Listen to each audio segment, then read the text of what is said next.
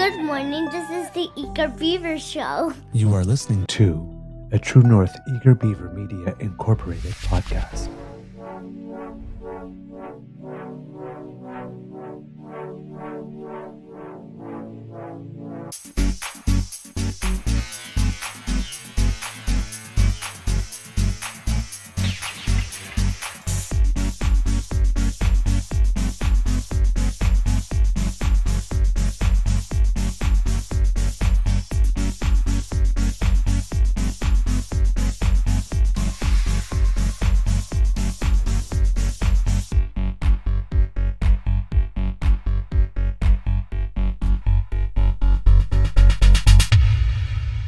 True North Eager Beaver podcasts are proudly brought to you by our founding sponsors, the Miss V Mysteries from Corvid Moon Publishing, your source for science fiction, fantasy, and cozy mysteries featuring a broad diversity of characters.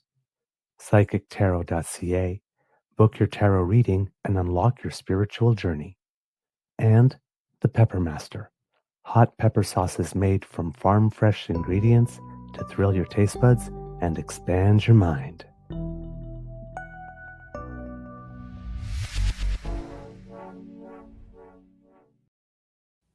Well, good morning and hello, kids and cubs, and welcome to Season 5 and episode number 877 of the Daily Beaver Morning Show.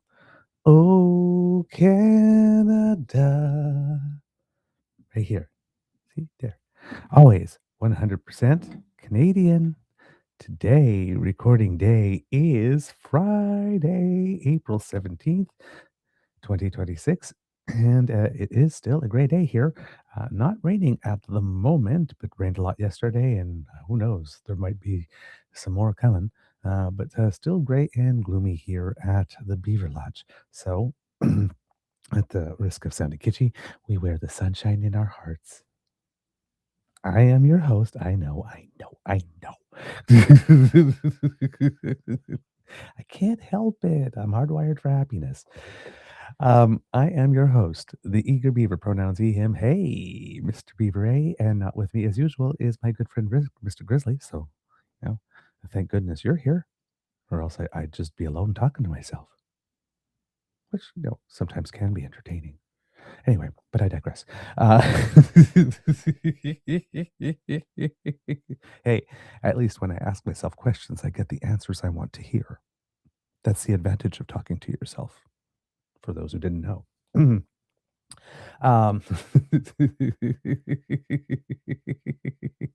So yeah, a bit of a day. Hopefully the sunshine, as the past few days, will make we'll have a struggle to come through, and we'll get a little bit, and we'll go outside and take a stroll during those hours, soak in the warmth. But things are good here, kids and cubs.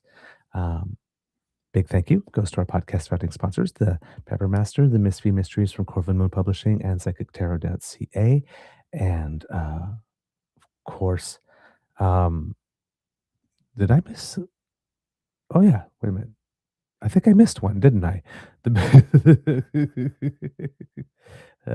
Let's do that again, just in case I missed that. Thank you to our founding sponsors. Yeah, I did say it. The Pepper Master, Miss V Mysteries from Corvid Moon Publishing, and PsychicTarot.ca. I did say all three. Okay. I thought I had forgotten one for some reason. How's your mental health doing today, kids and cubs? I'm doing fine. I got a good night's sleep, which is nice.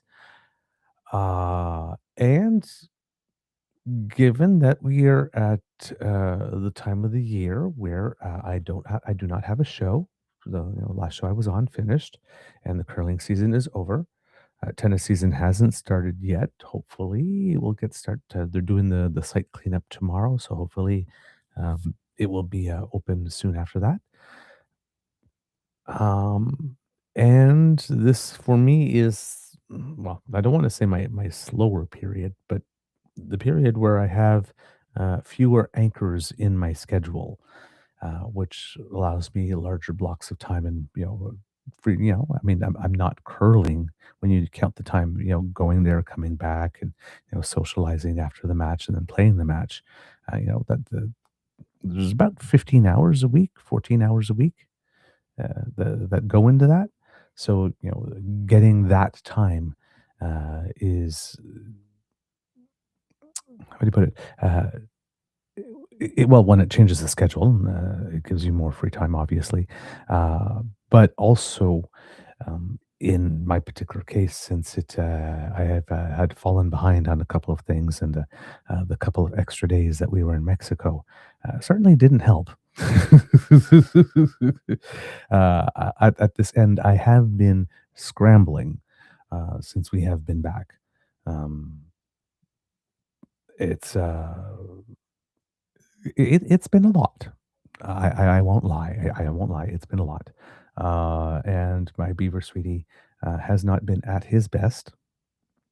So it has. There's a little bit that's been heavy since we've been back, and um, as you both, as you know, if you followed us, the vacation wasn't extremely vacationy all the way throughout, so wasn't necessarily as restful as we had hoped for. So we're uh,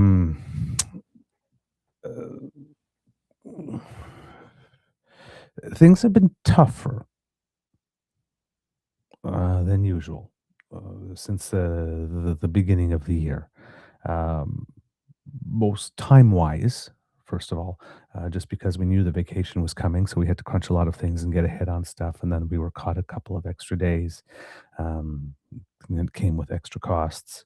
Uh, the fact that the engine on the car died somewhere along the way certainly didn't help. Uh, and then, as you might have known, my Beaver sweetie, while we were there, we also had an accident where he had to go to the hospital. So that didn't help things. So there's been a couple of hits in rapid succession, which has made things a little tough around here. So I won't lie. Um, so saying this to thank you for your patience and indulgence over the past while, as things have been, um, a bit more in upheaval around here, and taking a moment to express my gratitude to you for sticking with us throughout it. Um, and I guess what I'm saying with regard to time is because I have those fewer anchors. I don't have a show, and I don't have to be at a curling rink 3 times a week at set times in my schedule. Um, it's making me breathe a little easier because um, not having those commitments frees my time to take care of things, uh, the home fire things that we've had to let slip through the cracks while we've been dealing with the curveballs that life has been throwing at us. So yeah, it's been. I won't lie. It's been a lot, and there've been a couple of days that have been particularly hard. But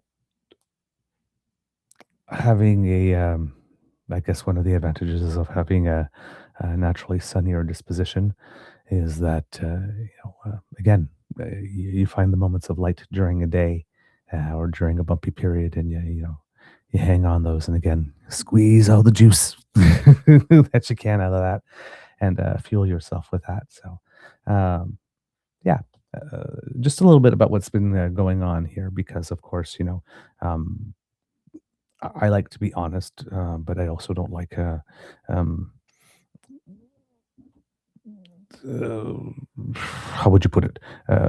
To use things as excuses, let's say, but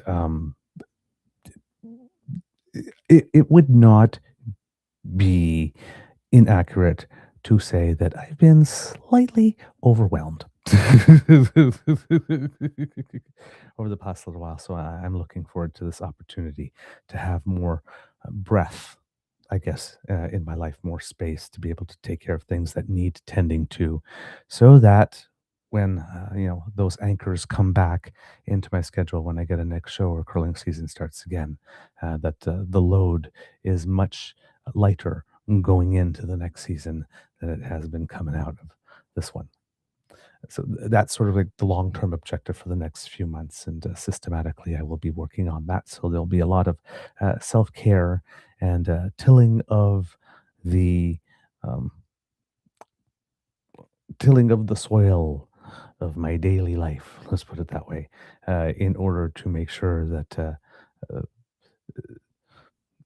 better things can grow, and maybe we can attract a little good fortune our way rather than curveballs for the coming year. That would be very nice. All right, let's get into it because we definitely have a few uh, glimmers of hope and some curveballs to talk about today. And one of the first of those, I see that Kit Dan keeps on teasing something about the 1st of May. Seems to be a big day coming. I don't know, Kit Dan. You're showing a lot of ankle and calf here in the chat. I wonder what might be going on the 1st of May because Dan is not socially engaged at all. He's never up to something. Whatever it is, buddy, I hope it's fantastic and it fills your heart with joy and works out for you. It ends up being a completely positive experience. I love the way you go for things. It really inspires me. All right. Let's see. Kits and Cubs. Yeah. Kit Linda swearing private jet. Yeah, I saw that literally a couple of minutes, 3 minutes before going live. I was like, what the F? Jeez. All right. For those who don't know yet, it appears that Doug Ford is going to be spending a lot of money. Well, a lot of money, a lot of our money on a private jet to do business. I'm not sure if that's a typical thing here for Ontario, if this is a new thing that he just thinks that, uh, he's worth it and he can take it from our provincial tax dollars. So therefore it's nice and easy.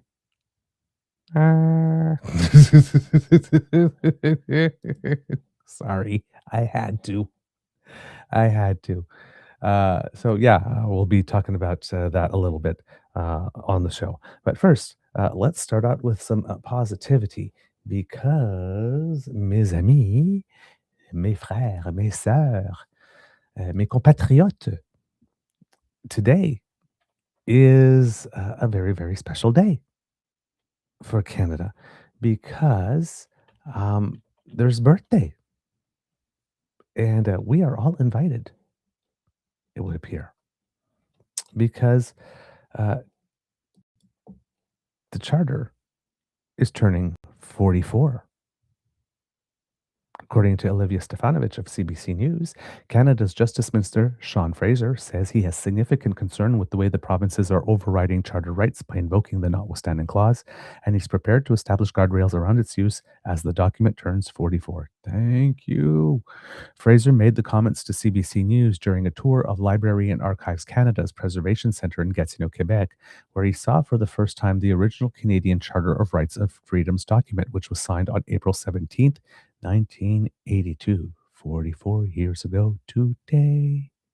If the rights that we have written in the Charter of Rights and Freedoms are existing on paper but not enjoyed in our communities, is the Charter worth the paper on which it's written? Fraser asked.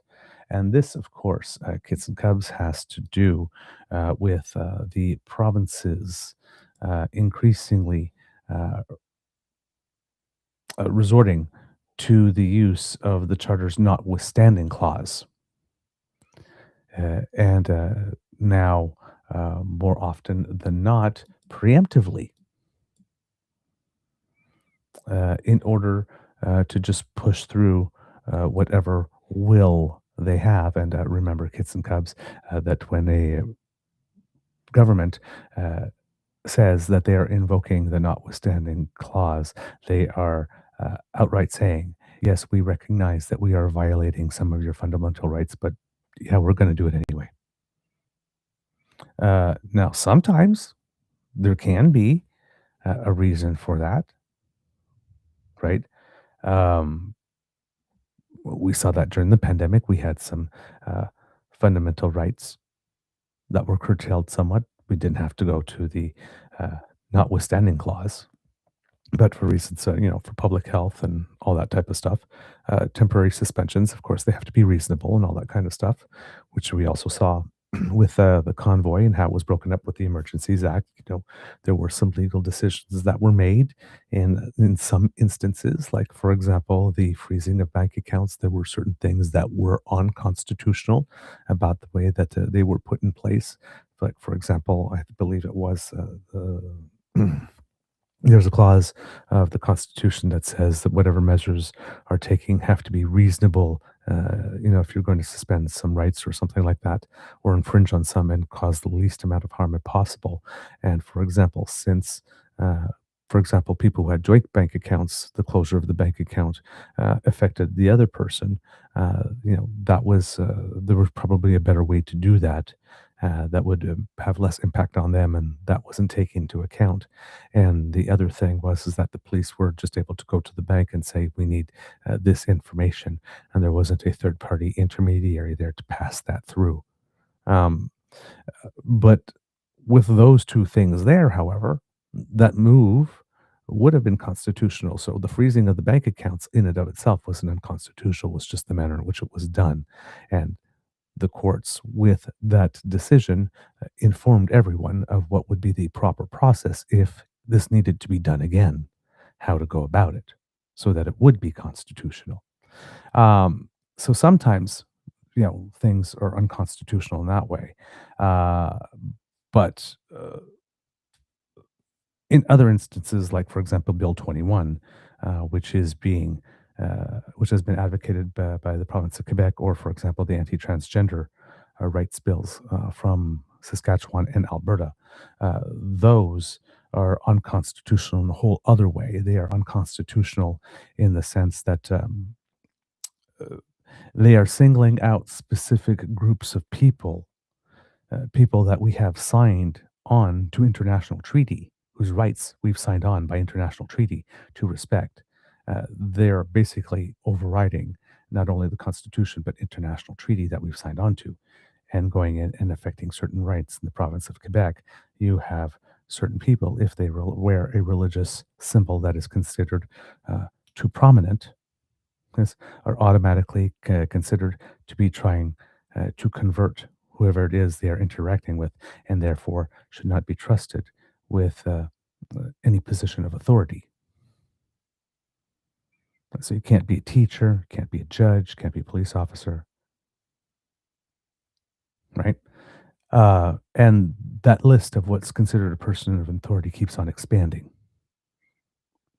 So basically, you have a situation where there are Canadians that are supposed to be protected by the Canadian Charter of Rights living in Quebec who don't have access to certain jobs, public jobs, jobs from the government, because they are insisting on another charter right, the right to have the freedom of their religion and to practice it as they would, so long as they're not harming anyone, of course. And the Quebec government has just said, well, you can't enjoy that right while being a public employee in a job of a position of authority. So therefore, you as a citizen get to pay the same taxes as everybody else in the province for less opportunity. It's not equal citizenship at this case. Um, the same thing with the transgender bill, right? We're going into your personhood. You cannot identify in the way that you want to. You cannot get the services, the health services that you need so that you can live your authentic life. Even if you have the support of your family, I am going to insert myself in between you and your doctor. As the government, as the allegedly small government, I'm going to insert myself in that relationship. And in Alberta, they're doing the same thing on MAID right now. The government is inserting itself in the relationship, the patient-doctor relationship. And, claiming that it knows better than the medical societies and the pediatric societies and all of those things. Um, these types of uses of the notwithstanding clause create a situation where those rights are suspended. Any government can come in and say, I want to pass a bill that's going to curtail your rights. Pierre Poilievre ran on this also during the federal election with regard to criminality and putting people in jail or forcing people into jail or that type of stuff. He also became the first candidate uh, representing a party in a federal election to explicitly run on using the notwithstanding clause to remove rights.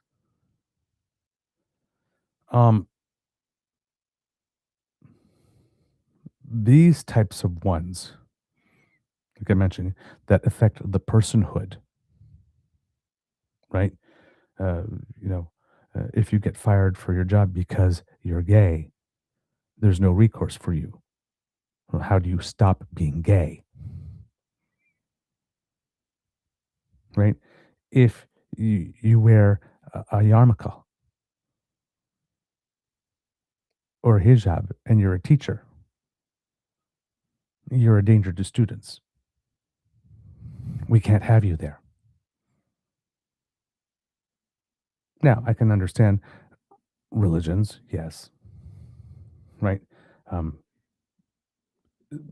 People drop their religions, people convert, all that kind of stuff. It's not like being gay or skin color, whatnot, but it's such it's been around for so long, right? And it's such an intrinsic part of life for so many people. And, I was born into a religion. I don't practice it that much anymore, but I was born into one. It's stuff that was decided for me. It's always been part of my identity until I decided to change that.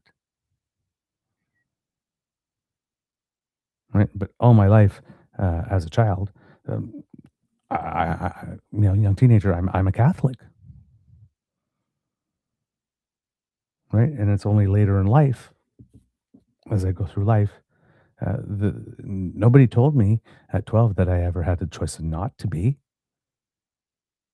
It just was. So when you have that type of situation, that is so intrinsically related to your person as well. So, you know, going after that, it's just something that we shouldn't do. So you have fewer rights because you are more devout than some of us. Um, these types of laws also, because of the way that the charter is organized, have a sunset clause. They last for 5 years, but there's nothing in our charter. For example, the current Liberal government federally, right, has been around for a certain amount of time. And if current polling trends would hold for the entirety of this term until we get another election, add another 4 years on top to how many years Mitt McCartney's going to do in his first term before he goes to another election. And then you add the number of years we had with Trudeau. Well, he had Trudeau come in his first year and said, you know, I'm going to suspend X right using the notwithstanding clause. And after 5 years said, you know what? I like that. I know there's a sunset, but hey, let's make the sun rise on this one again, and suspend that right for another 5 years. And then there's a change in government. And Mark Carney turns around and comes around and says, "Hey, yeah, I'm okay with that. Let's suspend that for another 5." All of a sudden, you're losing your right, that fundamental right, permanently, forever, but in 5-year increments. There's nothing in there. So it's not like suspending your right for 5 years to give the government to organize or create new law or new systems or whatnot that will make a Canadian society in which, you know, uh, there's no need anymore to suspend that right because other things about the system have changed to create the equality that is needed. But this is not it. In Quebec, if you believe in a secular society, you're not going to believe in it less 5 years from now, right? This is just a right that you're going to keep on suppressing and suppressing and suppressing 5 years at a time. So there's a lot of people that might turn around and say that was not the original intent. We weren't trying to create a backdoor way. We were maybe trying to avoid, the federal government having too much supreme powers over the provinces. But were we really trying to create a backdoor way to remove fundamental human rights permanently, but in 5 year increments?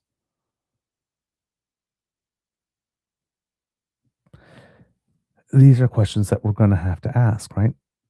Is there a limit on curtailing a right that we've agreed to sign on to via international treaty? Or are those ones excluded? So again, there's a lot of people hoping that, as for many things within the Constitution, that there are reasonable limits. There are some people wondering if there are indeed reasonable limits to the application of the notwithstanding clause, because indeed, when Sean Fraser says, if the rights we have written into the Charter freedoms if the rights that we have written into the Charter of Rights and Freedoms are existing on paper but not enjoyed in our communities, is the Charter worth the paper on which it's written? The notwithstanding clause is this little thing that apparently was needed for the Charter back then to actually come into existence. But the scary part about it is that if it is indeed abused, it's basically a section that can annul a lot of that to which we agreed in the Charter itself. Right? So if you can just annul it on a whim because I want to, and I don't want to be contested, and I know I'm violating your right, but I don't want it to go to a court for a judge to say I'm violating your right and how it is that I'm doing it. I don't want to have an independent, credible authority on the record so that it could be put in print or there could be some newscasts, audiovisual about it, stating that I am violating a right. That's usually not good for the government that is violating the right. So you could see how they would not want that.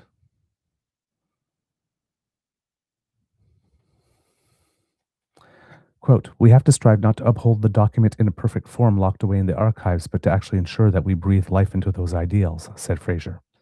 The notwithstanding clause is a constitutional provision in Section 33 of the Charter that allows federal, provincial, and territorial governments to temporarily override specific Charter rights for a period of up to 5 years, unless reenacted. Once invoked, the clause prevents court challenges on grounds such as freedom of expression, equality rights, and religion. Section 33 is only supposed to be used as a measure of last resort in exceptional circumstances, but provinces are frequently turning to it to bypass judicial reviews. Quote, I do have significant concerns, both of a legal and public policy nature, about the repeated invocation of the notwithstanding clause, which is being used by governments to adopt laws that, in my view, do violate or could violate the rights of Canadians, Fraser said. Quote, we're going to do what we can to protect the Constitution and protect the ability of Canadians to live freely in this country with the full protection that the Charter is intended to provide. Fraser said he's not considering constitutional amendments, but is open to clarifying how the controversial clause should be used after the Supreme Court of Canada has its say. In the coming months, the top court is expected to release a decision in the landmark case regarding Quebec's use of the notwithstanding clause to preempt challenges to its secularism law, Bill 21, which bans some public employees, including teachers, from wearing religious symbols on the job. Quebec has used the notwithstanding clause more than any other province, but Saskatchewan, Alberta, Ontario, and the Yukon have also made Section 33 declarations. Fraser said he's interested in drawing a framework around the appropriate use of the notwithstanding clause, but would prefer to get clarity from the High Court in the Bill 21 case first. University of Ottawa law professor Errol Mendes says the federal government shouldn't wait. Quote, the sooner they do it, the better, and not just wait for a decision which may disappoint people, Mendes said. I'm really concerned that what we are seeing is, in my view, a slow death of the charter due to the excessive use of the notwithstanding clause. Fraser said he's considering taking up a proposed law by Ontario Senator Peter Harder, Bill S218, to amend the Constitution Act and establish conditions for Ottawa's use of the notwithstanding clause. Huh. Well, let's find out what the proposal is. This is way back from August 22nd, 2024, actually. So, yeah, this is taking its time. Making its way through the system here. Uh, let's see. You know what? I'm going to finish the previous story, and then I will go and see what that proposed law is here. Parliament has never invoked Section 33 of the Charter, but Conservative leader Pierre Poilievre said he would. Quote, we should be very careful in abrogating individual rights and freedoms that are guaranteed in the Charter, Mr. Harder warned. Canada has always been a beacon of human rights protections of minorities, and when they are being questioned and being assaulted in various legislatures, I think the Government of Canada can send a clear signal that the Charter of Rights and Freedoms in Canada is definitional. Manitoba has introduced legislation that would require any provincial legislation invoking Section 33 of the Charter to be automatically referred to the Manitoba Court of Appeal for an opinion on whether it violates Charter rights. Harder said he hopes other provinces will follow. In Alberta, we currently have the opposite example where the law was that a referendum question had to absolutely be constitutional before it could be put to a vote. And,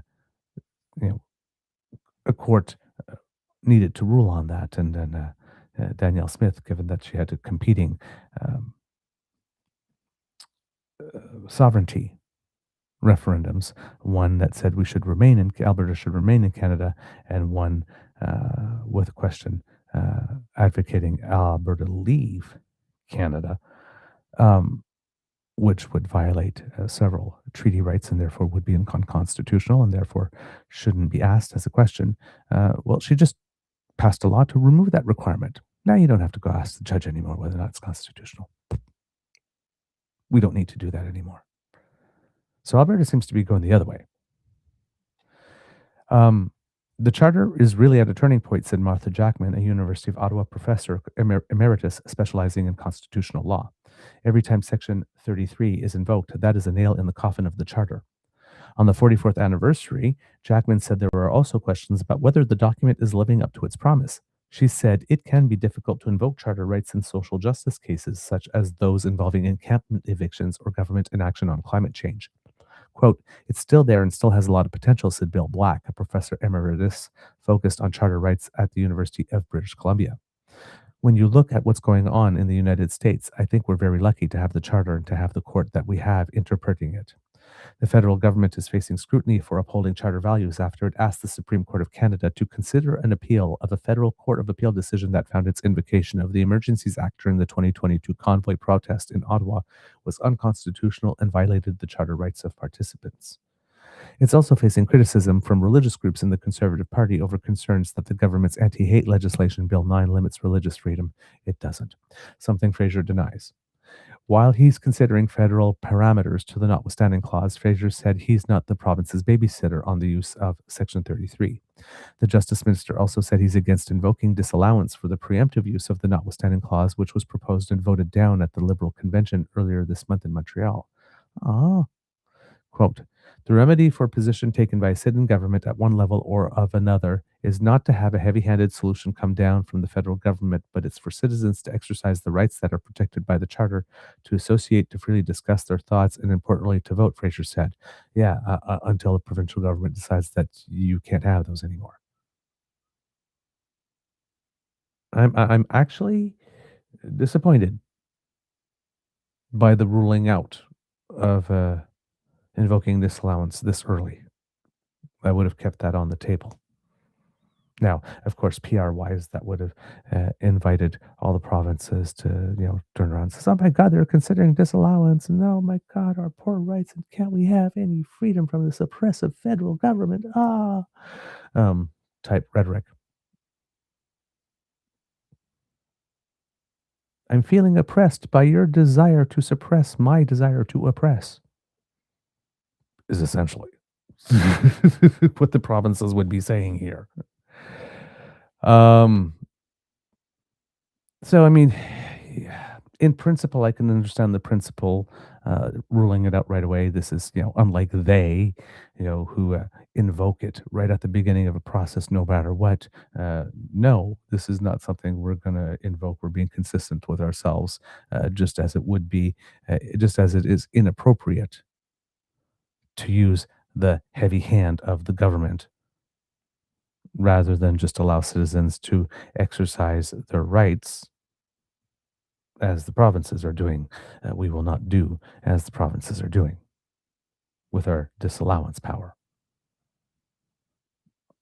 It is consistent. It is clean. It doesn't open the door to an attack, but it also removes leverage. So yeah, okay, interesting. Um, I have to say, now I may be completely biased because I've benefited greatly from our charter in that in 2026 I am able to live a fully authentic life. I can actually have a show like this, uh, uh, get a mortgage, have employment, and allowed to live a wonderful life with my Beaver sweetie. And if I, if ever it so happens that someone uh, wants to harass me in some way for just living an authentic life in my country, I actually have legal recourse. I actually benefit from the protection of my state. It's a big deal. It's a very big deal. And it's not something that most people in the world get to benefit from. So, as a francophone, my language rights are protected. That's a big deal.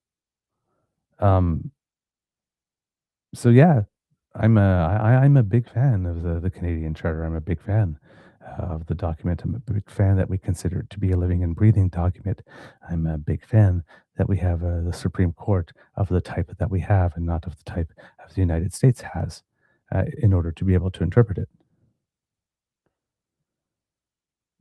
But yes, I also do very sincerely believe that there has to be some reasonable limits on the use of the notwithstanding clause. And it would be very good if we could have a whole bunch of people in the room talk it out, a lot of jaw in order to come to some type of consensus on what those reasonable limits should be.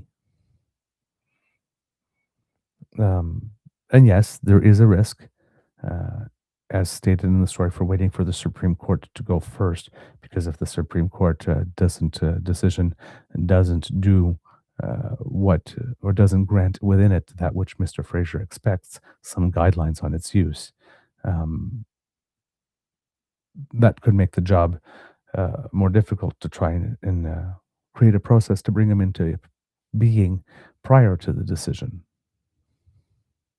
after the decision, because then you can have a whole bunch of people who would like to retain that right to be able to suppress your, um, retain that ability to suppress your rights on a whim. Uh, Certainly wouldn't want to be the most cooperative participants in a process, the aims of which would be to curtail their ability to do just that. Um, but yeah, uh, on the other hand, again, you can make a case for having the decision of the court uh, then allows whatever discussions that we are going to have afterwards to how we can place some reasonable limits on the invocation of Section 33, um, it, assuming, of course, that the court indicates that there should be such limits. You have some guidance and some general boundaries for the overall sandbox that we're all going to play in, to have that discussion on what those limits should be. And that's always helpful. Uh, uh, much, much more helpful. You're going to get better results from the discussion with that in place.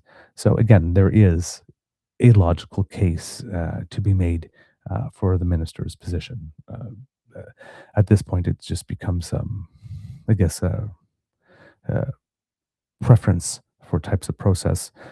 Both of them could probably lead to a good end result along the way. Just how you put it. The first one, without the guidance, might require more triage of some of the ideas that were discussed later on, so that the ones that don't fit in with whatever parameters would come down afterwards would have to be put by the wayside, or have some discussion as how they could be adjusted so that they would fit within the parameters. Whereas the other one, when you're having a discussion that is all completely within the parameters, well, it takes a little longer for it to start.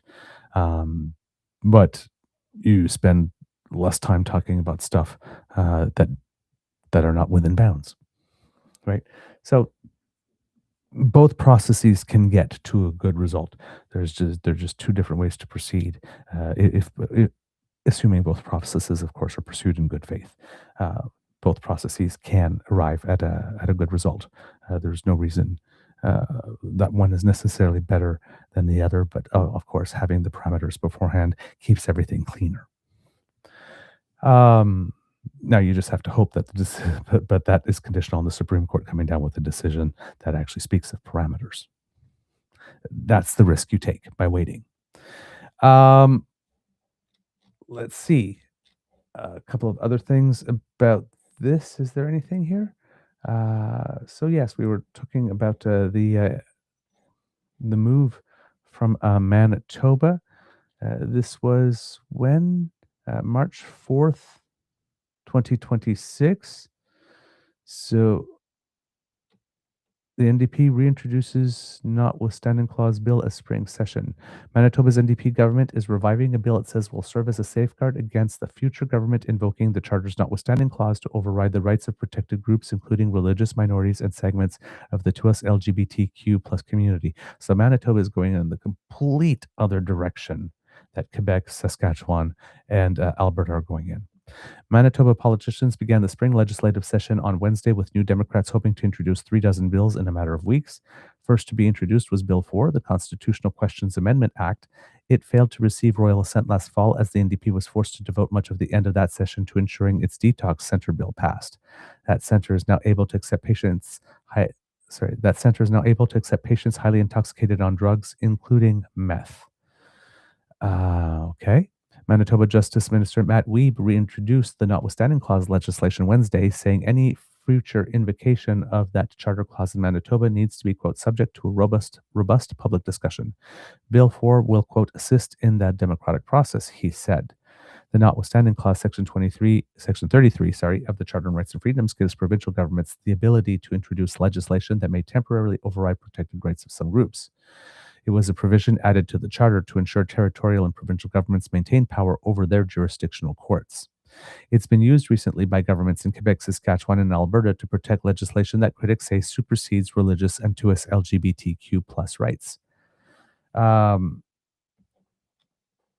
So then they talk about, of course, the Alberta bill and the Quebec bill, which we've talked about already. And it says here afterwards, Manitoba Premier Wab Kinew's government was one of 5 across Canada that filed for intervenor status last year in a Supreme Court of Canada case about Bill 21, arguing that courts across Canada should be able to issue opinions on whether other jurisdictions' laws, including those that use the notwithstanding clause, violate the rights of Canadians.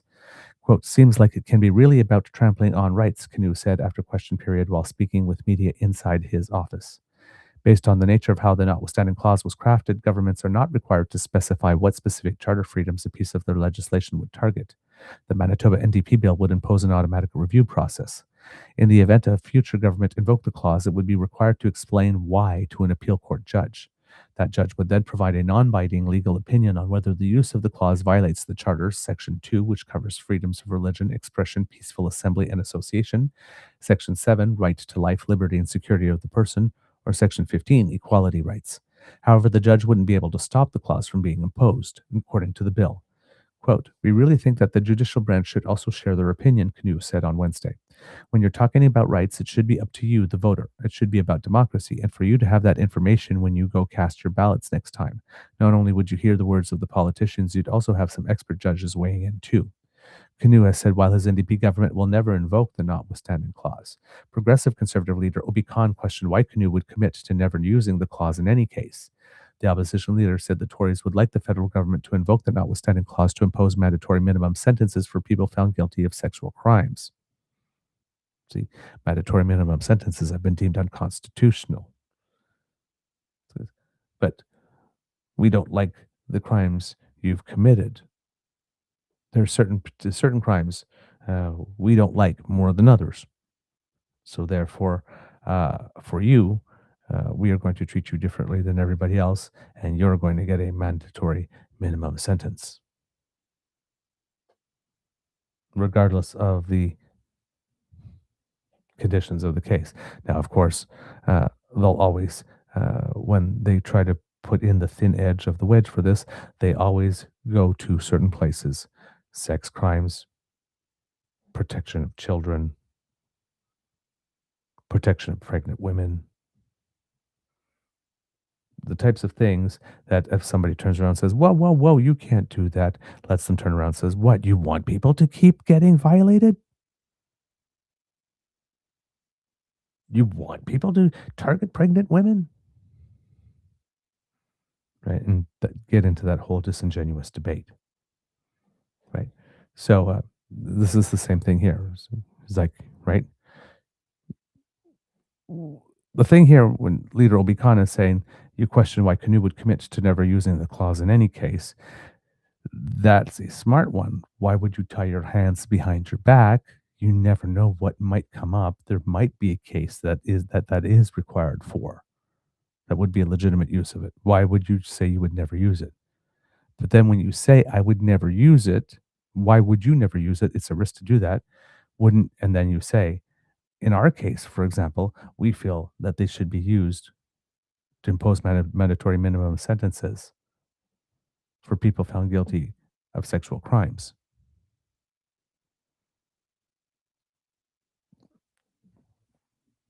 Then, right, you have to have the whole debate, right? Are sexual crimes the level of high crime that is needed to start violating your charter for to make sure that people are appropriately sentenced? Or should that be for much, much, much higher crimes like sedition and treason and terrorism? Is the criminal code that we have enough? Or should it be enough? Right? So now you start to get into this competition about which crimes are worse.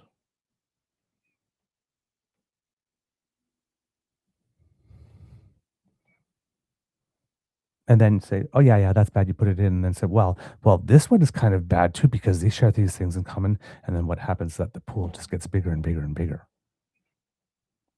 And over time, you just have more people in jail with mandatory minimum sentences,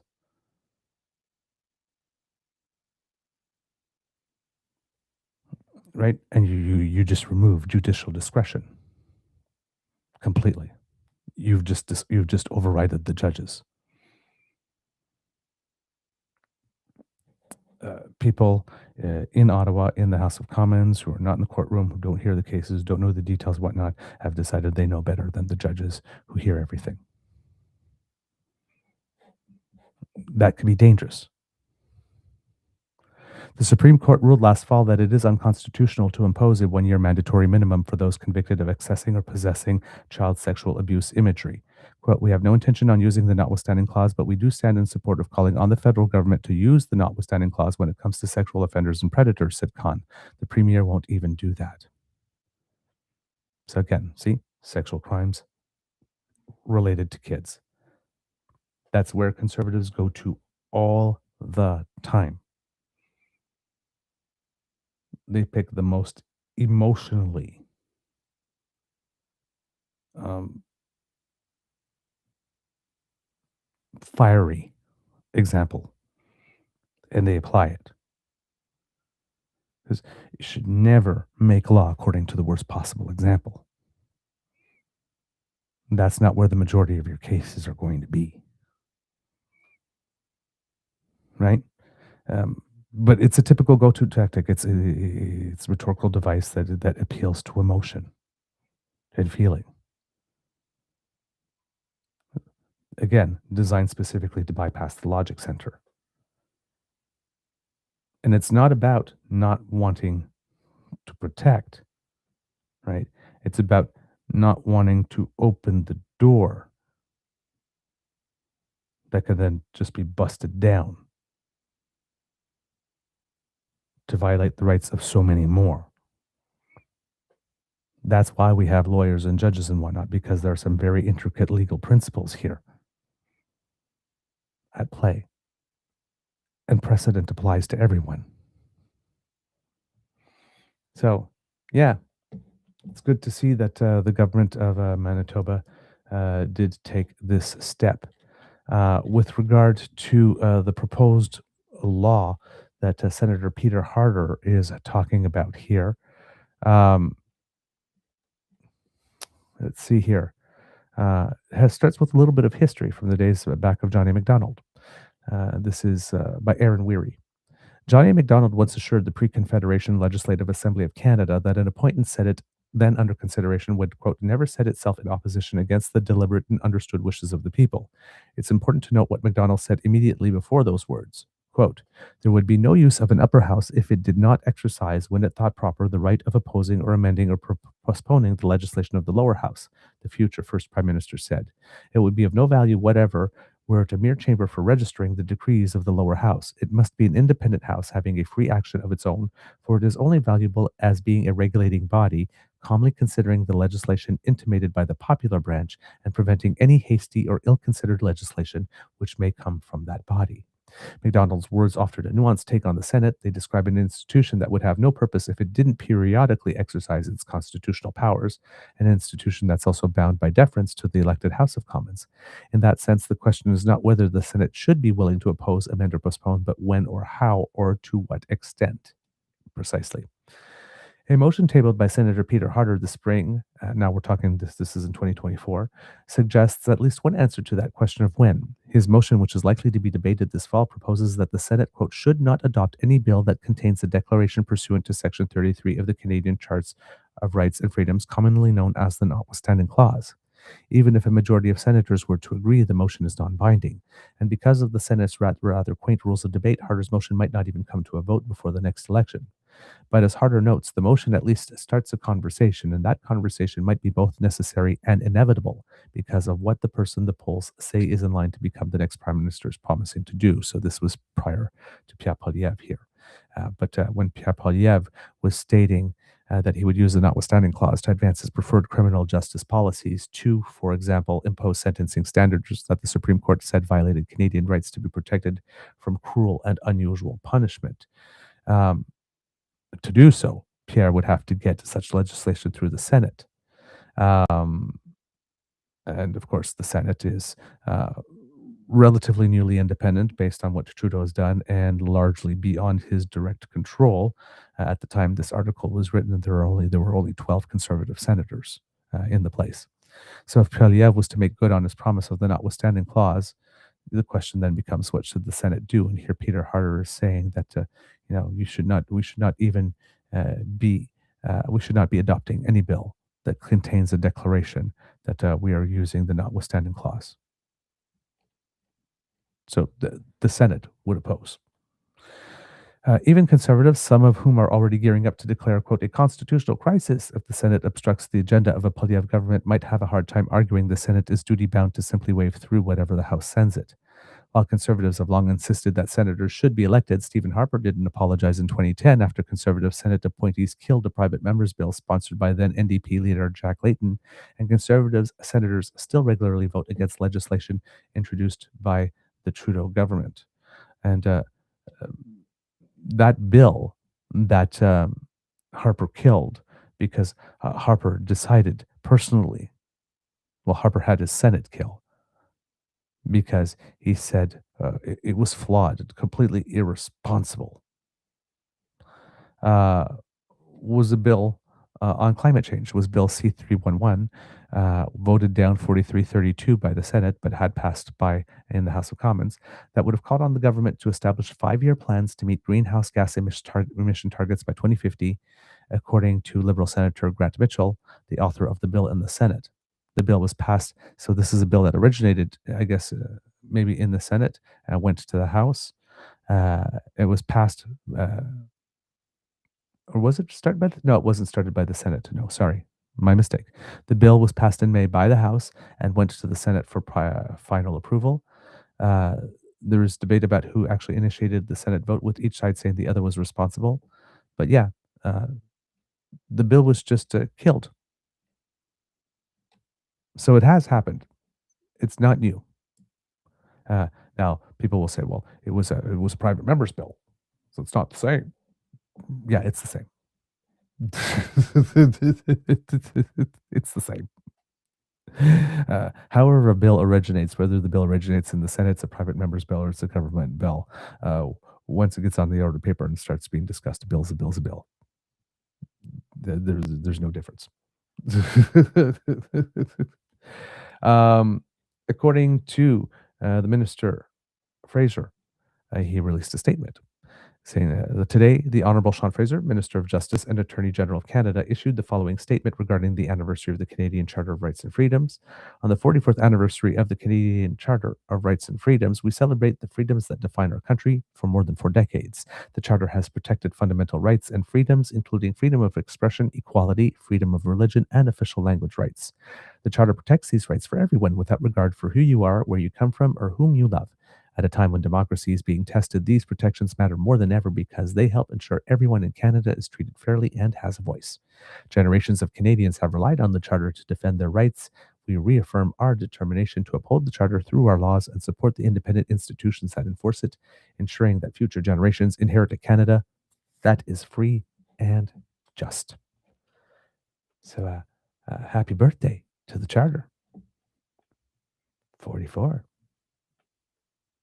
Looking good. Just saying. You've been working out. I can tell.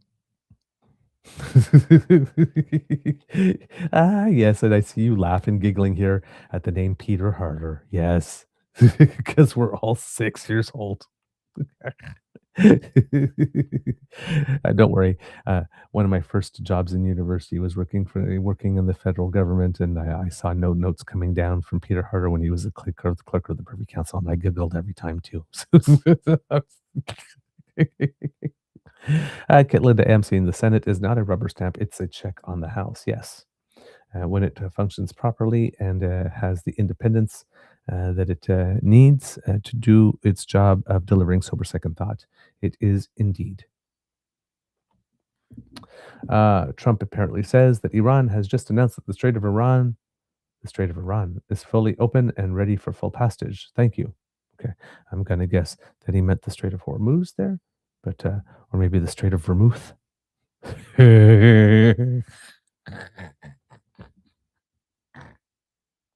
Oh my God. Oh, gee. Scott Bessent. Brittle Star had a great one. He actually took the quote and then like put a setup line for a joke. Says, "What do you call a heterosexual in a gay martini bar? The Strait of Vermouth." All right, right next to the Gulf of Prosecco. Oh my God. Funny. Kit Linda here, announcing oil prices have dropped over 11% now, but still up 33% on the year. Are those futures? No current prices. If you're wondering about the futures, Kits and Cubs, I can give you a little update here. According to Trading Economics at the moment, crude oil futures, down 11.28% so far for the day, but up 45.78% year to date. Brent up 9%, down almost 10% for the day, but up 46.52% for the year. Gasoline down 7.26% for the day, up 71% for the year. Heating oil down 12 and let's say 3/4%, but up 57% for the year. And let's see what else. Gold up $65 today and up 12%, 12.6% year to date.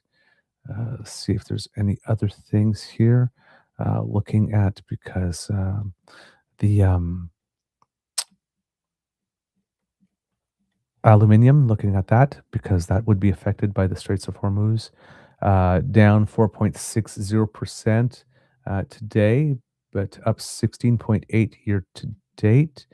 Let's see what else do we have here. Sulfur down 3.94%. Sulfur used often in making computer chips and stuff of the like, but still up. Is this which one's year to date? This one's year to date. Sulfur up 66% year to date. Urea used in fertilizers down 1% today, but up 84% year over year.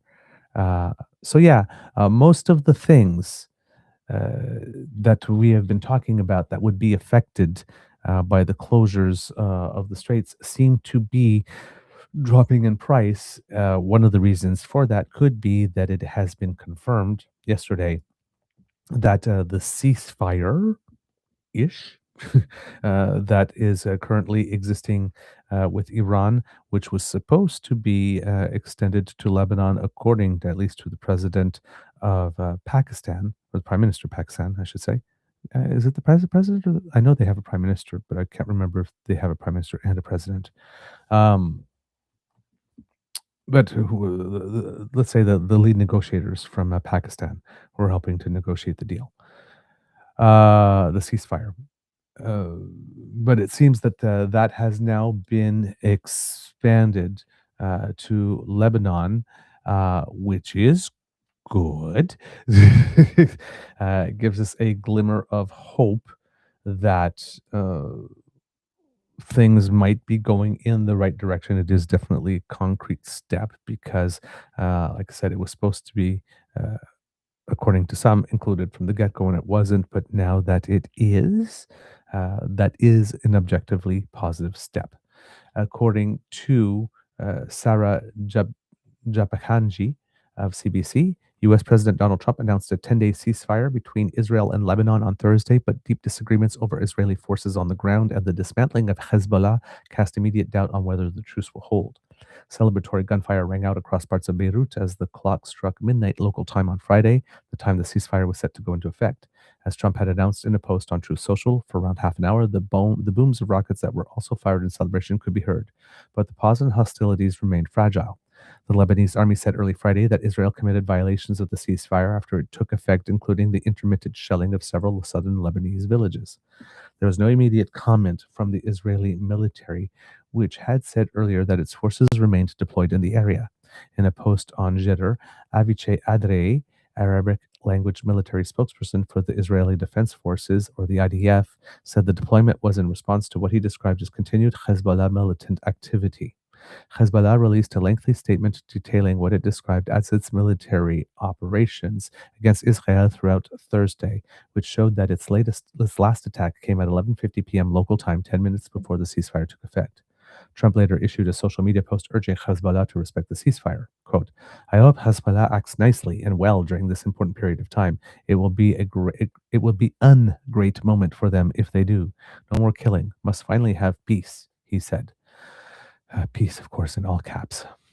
The ceasefire comes as the renewed fighting between Israel and Hezbollah, triggered by the war against Iran, has killed more than 2,000 people in Lebanon, caused widespread destruction, and driven more than 1 million residents from their homes.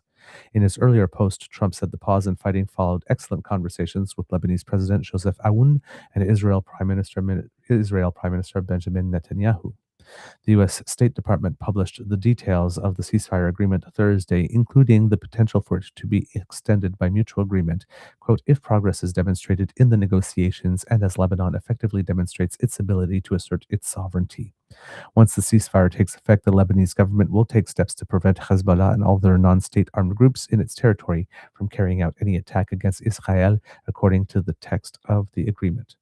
Israel can take necessary measures in self-defense against planned imminent or ongoing attacks during the ceasefire period, but it agreed not to carry out any offensive military operations in Lebanon during the 10 days. Lebanon's Prime Minister Nawaf Salam welcomed Trump's ceasefire announcement in a post on social media. Ahead of the onset of the ceasefire period, it wasn't clear if Hezbollah would abide by the agreement after it outright rejected talks between the two countries earlier this week. In response to Trump's earlier announcements, Hezbollah's media office issued a statement saying any ceasefire must not allow Israel freedom of movement within Lebanon and that the presence of Israeli troops on Lebanese territory granted the right to resist. Netanyahu said he agreed to the 10-day ceasefire with Lebanon and that Israel's main demand is the dismantlement of Hezbollah. In a video message, the Israeli prime minister said he hadn't agreed to Hezbollah's demand that forces deployed in southern Lebanon withdraw to the international border between the two countries, and that Israel would maintain an extensive security zone up to the border with Syria. The announcement came on the heels of the first direct diplomatic talks held between officials from Lebanon and Israel in decades, hosted in Washington, D.C. on Tuesday. Hezbollah lawmaker Hassan Fadlallah said the group was informed by Iran's ambassador in Beirut that a temporary ceasefire could begin Thursday evening. Asked whether the group would commit to the agreement, Fadlallah said it would come down to Israel's commitment to halt all forms of hostilities. Earlier this year, another Hezbollah official rejected the talks and said the group would not abide by any agreement reached as a result of the negotiations. Of course, Hezbollah is a Lebanon-based Shia militant group that also has a political wing. It formed in 1982 primarily to combat occupying Israeli forces in southern Lebanon. The name means, quote, Party of God in Arabic. It's considered a terrorist organization by Canada, the US, and other countries. Renewed fighting between Israel and Hezbollah ignited after Hezbollah began firing rockets into northern Israel on March 2nd in solidarity with its ally Iran, 2 days after the US and Israel attacked the Islamic Republic. Initial attacks also killed Iran's supreme leader Ayatollah al-Khamenei and promptly triggered retaliatory Iranian strikes on Israel and Persian Gulf states that host US military bases and personnel. Since March 2nd, Israel's attacks in Lebanon have killed more than 2,100 people, including health workers and journalists, and injured more than 6,500 others, according to Lebanon's health ministry. Missiles launched from Hezbollah have killed 2 Israeli civilians. 13 Israeli soldiers have also been killed in southern Lebanon, according to Israeli authorities. Hours after Tehran and Washington announced a truce last Wednesday, Israel launched more than 100 strikes across Lebanon, including in densely packed residential and commercial areas of central Beirut. Those strikes killed more than 350 people in only 10 minutes, according to Lebanese authorities. Although Israel has since avoided targeting Beirut, it has continued to strike parts of the country's southern and eastern regions where intense fighting is ongoing. On Thursday, Israel destroyed the last bridge over the Litani River into Lebanon's south after hitting several other crossings during the war. The loss of those crossings means almost a tenth of Lebanon is now effectively cut off from the rest of the country. The destruction of bridges and homes that began in late March marked a significant escalation in Israel's military campaign in Lebanon. Troops had been ordered to destroy all crossings over the Litani River and to step up the demolition of homes near the southern border. The war in Lebanon has also resulted in the displacement of more than 1.2 million people from their homes, according to Lebanese authorities. Israel has threatened Gaza-scale devastation in Lebanon. It says it aims to occupy southern Lebanon up to the Litani River, which meets the Mediterranean about 30 kilometers from Israel's border. Last month, Defense Minister Israel Katz said the plan was to create, quote, a defensive buffer, spelling out for the first time Israel's intent to seize that territory, which left also a lot of people wondering, yes, but how well is that buffer going to protect against missiles? So we'll see here. But yes, we have ceasefire. It would appear better than the alternative. And as we can see, there's a corresponding reaction in various markets. There was a little interesting development in that China got involved a little bit here.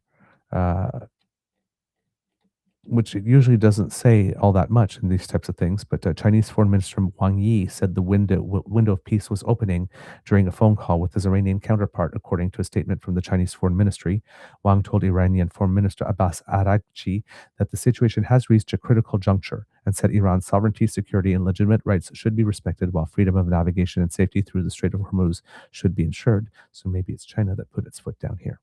Since the war began, Iran has curtailed maritime traffic through the strait, which a fifth of global oil is transited through in peacetime. Tehran's effective closure of the strait sent oil prices skyrocketing, raising the cost of fuel, food, and other basic goods far beyond the Middle East, and the U.S. has responded with a blockade of Iranian shipping. U.S. Central Command said Wednesday that no ships had made it past the blockade since it was imposed 2 days earlier, while the 13 merchant vessels complied with direction from U.S. forces to turn around and re-enter Iranian waters. It also seems that there will be more talks, or that there could be more talks between the U.S. and Iran as well. It says here, this is according to reporting by Agence France Presse, that the Pakistanis' powerful army chief met Thursday with Iran's parliament speaker as part of international efforts to press for an extension to the ceasefire that has paused almost 7 weeks of war between Israel, the U.S., and the Islamic Republic. So not only are we talking about ceasefire now with Lebanon, but potential extension of the ceasefire in Iran specifically. It was unclear whether the frantic diplomacy could lead to a lasting deal as the 2-week ceasefire passes the halfway mark. The Iran war has killed thousands of people and upended global markets by disrupting the flow of oil. Iranian state television did not provide details on the meeting between Pakistani Army General Asim Munir and Iranian Parliament Speaker Mohammad Bagher Kalibaf, who has emerged as his country's chief negotiator. There was no immediate comment from Pakistan, which has become a key mediator after hosting direct talks between the U.S. and Iran that authorities said helped narrow differences between the sides. Mediators are seeking a new round before the ceasefire expires next week. The White House said any further talks regarding Iran would likely take place in the Pakistani capital of Islamabad, though no decision has been made on whether to resume negotiations. The fragile ceasefire is holding despite a U.S. naval blockade of Iranian ports and Iranian counter threats to target regional ports across the Red Sea. The war, and that has that element, that escalation there, definitely also may have had something to do with the fact that we might be looking more towards disentanglement. The war has jolted markets and rattled global economy as shipping has been cut off and airstrikes have pounded military and civilian infrastructure. Oil prices have fallen amid hopes for an end to fighting, and U.S. stocks on Wednesday surpassed records set in January. And of course, it was complicated because the Lebanese president was refusing to speak with the Israeli president, so they really had to go through the United States to get to this point. So yeah, I think it says here, but at one point Thursday, Aoun refused to speak to Netanyahu, a government official familiar with the developments told the Associated Press. The government official who spoke on condition of anonymity in line with regulations said the remarks were made during a call with U.S. Secretary of State Marco Rubio, and that Washington, quote, understands Lebanon's position. If Israel and Lebanon actually had a conversation, it would be the first direct conversation between the leaders of the two countries in more than 30 years. Jeez, that's a long time to go without talking to each other. Wow. Washington has not publicly stated its support of a ceasefire as a precondition, and the Israel government has framed the talks as peace negotiations with a focus on disarming Hezbollah. So we'll see what comes of that. But yes, for the moment, it looks like, again, we are able to take another breath. And since the markets just opened, trying to see if we can get something here. No chart available yet for the Dow. Interesting. But here it says the Dow is up 669 points, up 1.38% today. So that is positive. Taking a look at the TSX, currently open 131.54 points up. And again, getting close to records for us as well. I think the record was 34,147. It says 34,183, so we might be surpassing records as well.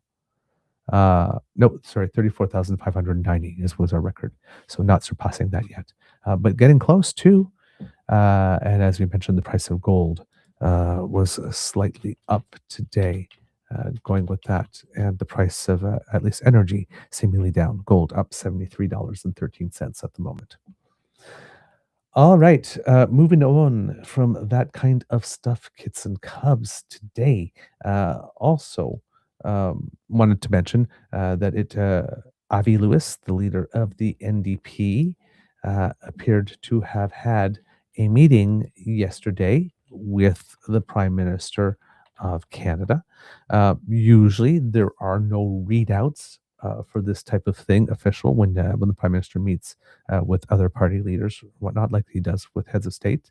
But Avi Lewis posted past post meeting posted after his meeting. Prime Minister Mark Carney and I had a warm and productive first conversation today. I shared the NDP's concerns about the cost of living crisis facing Canadians, including the creepy practice of surveillance pricing. I raised the urgent need to stop the privatization of healthcare by dusting off and actually enforcing the Canada Health Act, and I reiterated our position that Canada must take a clear moral stand against illegal wars and the countries that start them in this age of impunity. It was a forthright and friendly exchange, and it made me feel encouraged about the prospects of a little old school, respectful political debate in this country. Maybe I'm just nostalgic for the kind of politics I've watched my parents practice throughout their lives, always soft on people, hard on the issues. I think that's what the country needs right now. But honestly, I don't see politics in terms of access to the powerful. Making the changes we need depends on how much momentum we can build solutions that confront power and that I don't see politics in terms of access to the powerful. Making the changes we need depends on how much momentum we can build behind solutions that confront power and benefit the 99%. That's the real work, and it's going to take all of us, says Mr. Lewis. And here is an image of both of them together from their meeting, having a chat with each other. There you go. And since we're at it, why not take a little look to see if there is anything from Mark Carney's perspective about that meeting? Because sometimes there is, like I said, no official readouts, but a blurb on media is definitely social media is definitely counts as a reference here. A little less from the Prime Minister. We get more done for Canadians when we work together. Met with newly elected NDP leader Avi Lewis today to discuss how we can build a stronger, more independent Canadian economy for all. Prime Minister had a little less to say, and here from their perspective is the image from the Prime Minister's side of things here.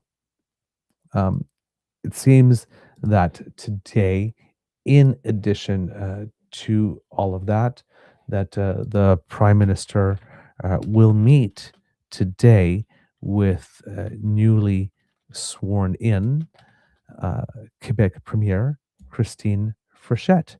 So that's kind of quick. According to the Canadian press, it says that Quebec's new premier is set to meet with Prime Minister Mark Carney Friday morning in Ottawa, less than 48 hours after she was sworn into office. Christine Fréchette's office told the Canadian press the premier is pleased Carney agreed to meet her on such short notice. The two are to discuss issues related to economic development, immigration, infrastructure, housing, and the cost of living. With less than 6 months ahead of the provincial election, Fréchette is looking to demonstrate her brand of nationalism can secure gains from Ottawa. Among Quebec's demand from the federal government is a more equitable distribution of asylum seekers across the country. The province also wants the Carney government to intervene and help ensure a massive hydroelectric deal is finalized with Newfoundland and Labrador. I mentioned that the other day, whether or not that would probably become an issue. So there you have it, kids and cubs. Let's see here. There's a little bit here on global news about Mademoiselle or Madame Fréchette's swearing in as a member, swearing in as premier, I should say. Let's see if I can get that to you here, kids and cubs. There's my restream thing. It had disappeared for a second.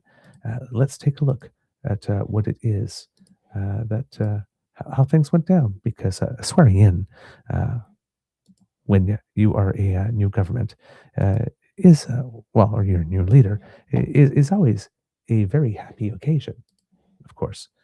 Well, at least for the team being sworn in. Christine Fréchette déclare sous serment que je remplis. Christine Fréchette swears an oath to serve as premier with honor and justice. And with that, she becomes the 33rd person to hold Quebec's top job. Je ne reculerai devant rien pour protéger notre langue française. She pledges to never back down when protecting Quebec's language, culture, and identity. Her CAQ colleagues welcoming Fréchette's potentially short reign with open arms. We're ushering in a new era for our party, a new era also for our electoral fortunes. A lot of people don't know her now. I'm talking about general public. And the more that they're going to know her, they're going to like her. Fréchette becomes the second ever woman to be premier after Pauline Marois, something the second ever female mayor of Montreal greatly appreciates. Let's be honest, women kind of get things done. When you're the first one, it's always more difficult. But now with time, I think that people have realized that women in politics could do a great job. Following the ceremony, Fréchette presided over her first CAQ caucus meeting as the party's new leader. She already asked Finance Minister Éric Girard to execute her promise to remove Quebec's sales tax on a range of grocery items and to give Quebecers a break at the pumps, as she focuses on reducing the cost of living. It's a very, very short time to address a very huge problem. And so maybe the only expedient that she has at her disposal is, yes, to provide immediate short-term, small relief. Martinez Ferrada is expecting Fréchette to be there for Montreal. Christine Fréchette is something that I know for many years, and I know I'm going to have a really good relationship with the government. Meanwhile, the man Fréchette defeated in the leadership race, Bernard Drainville, made his first public appearance since he rushed out of the convention on Sunday, overcome with disappointment. You know, I'm coming to terms, and I'm with her, and I'm going to be working with her to rebound. Now that the transition from Legault to Fréchette is official, the new premier will be forming her new cabinet and dreaming up the promises she believes will reignite support for the CAQ, which had all but vanished in the final months of François Legault's tenure. Dan Spector, Global News, Quebec City. And there you have it, kids and cubs. Interesting to see, relatively rare in politics, focusing on the person who didn't win the race and making a note that they were so overcome by the fact that they lost that they had to leave early. You could see that he's still he's saying the right things. He might not be 100% feeling it right now, based on that expression, I would guess. But he is doing the right thing, and I'm sure that in due time it will come around. Of course, it is makes things easy that Fréchette is being very, very, very gracious and did proactively reach out to him after her victory, and they discussed things which I'm sure helped him make that step to come on board. So it seems that even though he took it hard, we have a gracious winner, and I don't want to say begrudgingly gracious. He seems willingly gracious, but still just not quite there yet. Maybe on handling the loss, which is normal. Actually, I think it's actually quite kind of. I feel bad for him because obviously he is feeling it very much, and of the two, he is not the candidate I would have chosen anyway. I don't believe he has the particular best temperament that would have been required for that position in these particular times. However, I don't dislike the man, and I am. It's as we have a mental health focus on the show, so I actually kind of find it, even though it's a sad moment, refreshing to see a representation of a man who fought for something really hard, that he wanted and gave it his all and ultimately did not succeed. Um, actually taking it hard, showing how much he cared about it, about the job and about winning, and how much of himself he actually put into the campaign. And that, it's not like you know, we often prize the stiff upper lip, but you can lose, be emotional, and still do the right thing, right? You don't have to win and be stern and do the right thing. You can still have your emotions and do the right thing. You can show that it's hard. There's a struggle to get to the point to do the right thing, but you do the right thing anyway. So I like that. I hope nobody is mocking that, because I actually think it's like I said, it's sad, but it's also beautiful in that it is a genuine, a human moment. And we're seeing someone being authentic, right?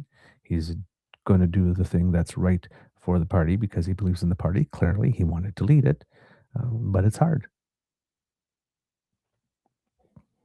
Interesting, interesting. I like that. So Kitland M. Well, we have a new woman premier and 3 new women MPs all in a week, so that's some progress. Yes, and on that too, Liberals, you will often hear them say, often in press conferences, that they have the largest women's caucus ever in Canadian history. Well, they've expanded it by a few over the past, right?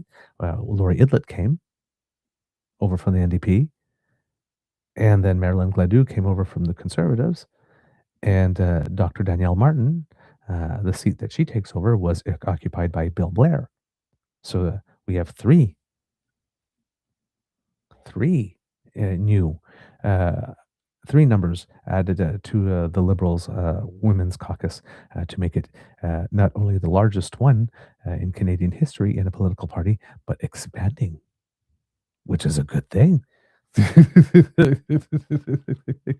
It's part of me that wants to do the whole girl power thing. I want to be a Spice Girl at the moment.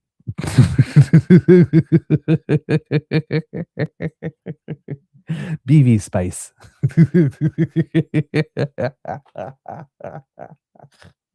I'm being silly. Okay. My God. Oh my word. Let's see. All right.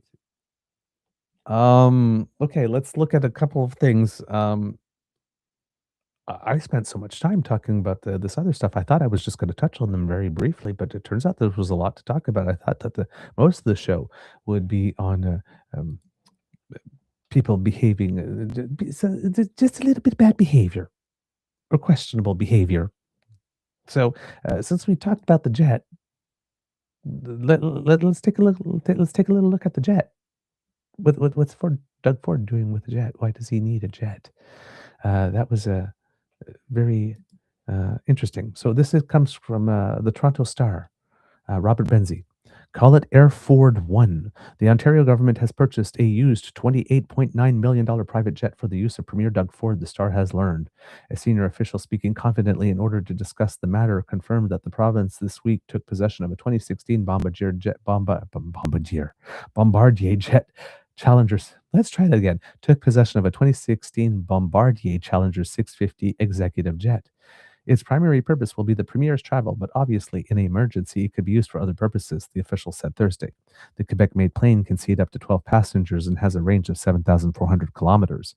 It was purchased through Bombardier and was previously owned by a South American. Ontario Provincial Police and others have poured through its flight logs, and the plane was only ever used for legitimate purposes, the official confirmed. Yes, of course, and I guess we're going to have to take your word for it since we're, we might not be able to have access to those documents ourselves, right? While Ontario premiers have had access to private planes for generations, the current government fleet is limited to Beechcraft King Air turboprops with limited range. A jet for the use of the premier, however, has long been controversial at Queen's Park. Maybe this explains why it is that Doug Ford wants to expand that island airport. I mean, if Doug Ford wants a jet for himself, and and if Doug Ford often hosts G7 and G something meetings, close to his cottage, and since Doug Ford seems to like only to be in the legislature about 59 days a year, it looks like he doesn't like to travel too far from home when he doesn't have to.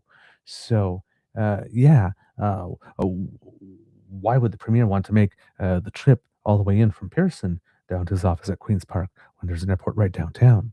Let's just expand the airport and get ourselves a nice little cushy jet. Or let's get ourselves a cushy jet, and since that's coming, let's expand the airport, right? Because it's good for Toronto, right? See, I'm still remembering back in the days when Doug Ford wanted, in the early days of Premier Doug Ford, when he wanted to put Ron Tavener, his buddy, in as the head um, of the OPP, that at that time, the controversy was that Doug Ford wanted some type of um, limo bus or party bus to be refurbished. Um, and that was the big scandal. Now, now it's a plane. It's a jet. Interesting. Okay. I was trying to look for something, if I could find something about that party limo. It was like very, very, very, very much in the early days.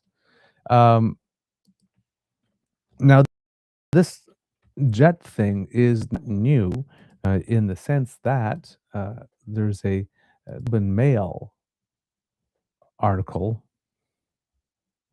from 2018 that said that Doug Ford's office said that the Ontario PC party was footing the bill for a $25,000 trip on a private jet used to transport the premier and his team during a 3-day northern tour. At the point, they say that there was no cost for the chartered plane charged to taxpayers at the time. So, um, the Globe apparently at the time asked for documentation showing that the Ontario PC party paid for the trip, and when they agreed to do so, and if the premier would be traveling on private aircraft in the future, Mr. Ford's office did not provide an invoice or documentation as to when the PC party paid, and would only say that this was the first time Mr. Ford used a chartered plane since the June election. So they assured us that the party paid for it, but they wouldn't present a receipt at the time showing that the party paid for it. Interesting. Okay. But now we're just buying one at the cost of about $30 million.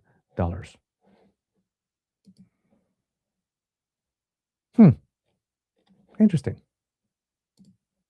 Okay. Let's go back to what it says. In 1981, Premier Bill Davis's Tory government bought a $10.6 million Challenger, but were forced to sell it a little more than a year later under fire from the opposition Liberals and New Democrats, who decried it as a luxury perk. The proceeds were used to purchase 2 water bombers. About 20 years ago, former Premier Dalton McGuinty's Liberal government, after learning Quebec Premier Jean Chrétien had access to a fleet of 3 Challengers and Manitoba Premier Gary Doer had one, briefly considered buying a jet. Then the PC leader John Tory, who was later mayor of Toronto and had been top aide to Davis during that earlier jet controversy, had privately offered support for the initiative as long as the plane was manufactured in Ontario. But with the global financial crisis, the Liberals quietly grounded the scheme. Ford, whose government charters private jets for his official travel stateside, including a trade mission to Texas earlier this month, is mindful the purchase could be contentious. Quote, Ontario has twice the landmass of Texas, so this will give the government more certainty and flexibility, said the official, noting the premier has been traveling more to drum up business for Ontario and to crusade against U.S. President Donald Trump's tariffs on Canadian products. The official made a point of noting the Quebec government recently spent $107 million on 3 Challengers, 2 of which were brand new. As well, Prime Minister Mark Carney's Liberal government is spending $753 million on 6 Bombardier Global 6,500 jets to replace the last 4 planes of the Royal Canadian Air Force's aging Challenger fleet. Ottawa has said the first of its new jets, which can carry up to 17 passengers with a range of 12,000 kilometers, is expected to be delivered by summer 2027. While the Ontario government's smaller Challenger would be able to land at Billy Bishop Toronto City Airport on the island once the runway is extended, the plan is for it to fly out of Pearson. Oh, yes, sure. Yes, the plan is for it to fly out of Pearson.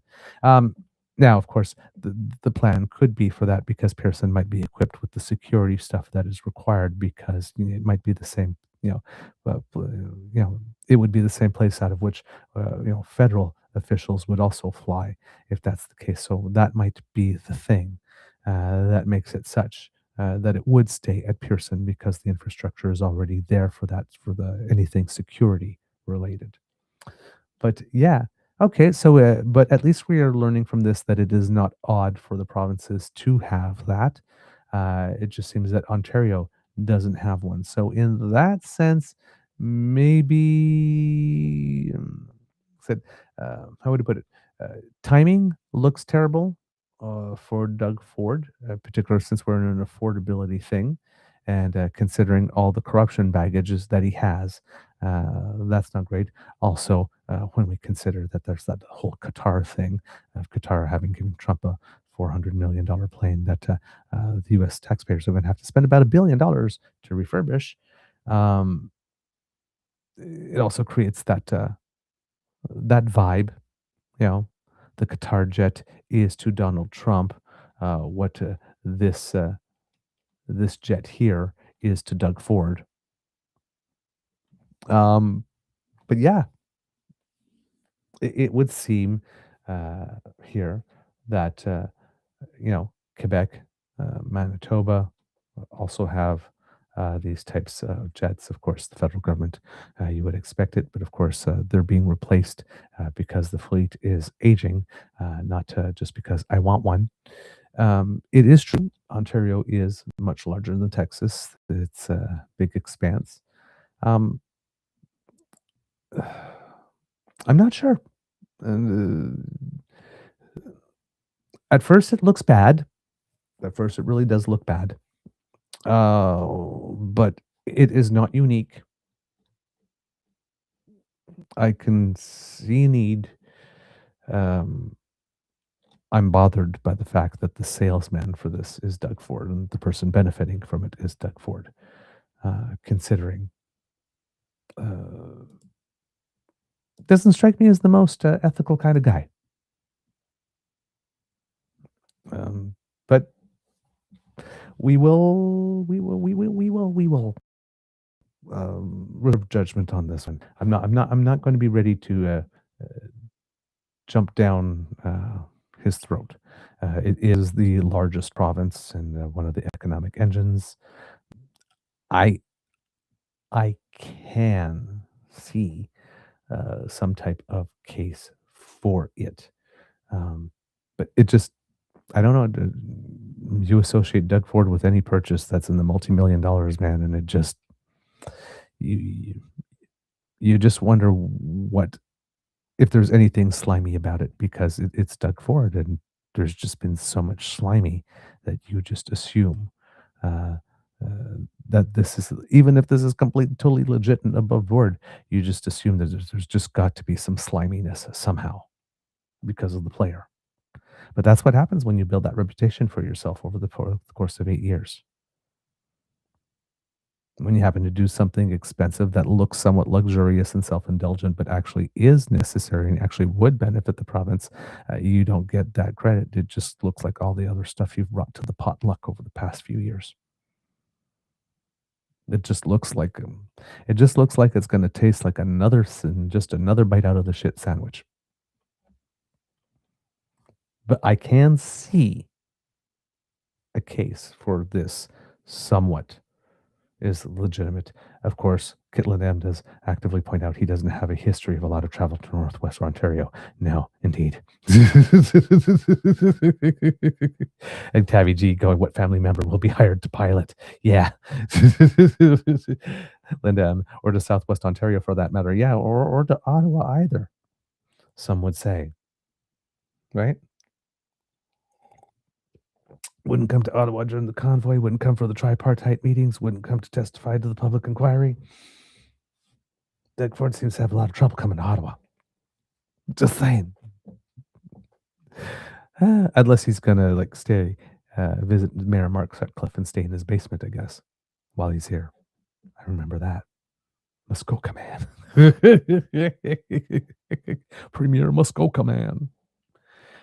So yeah, that's about the thing with the plane, kits and cups. Let's see what else we have here. Gee, we're almost near the end of our time here. I'm not going to get to half of the bad behavior I had. I got a lot of it here.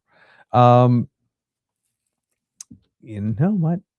I might save the rest of the bad behavior stuff and just actually make it its own episode because I think I got enough of that.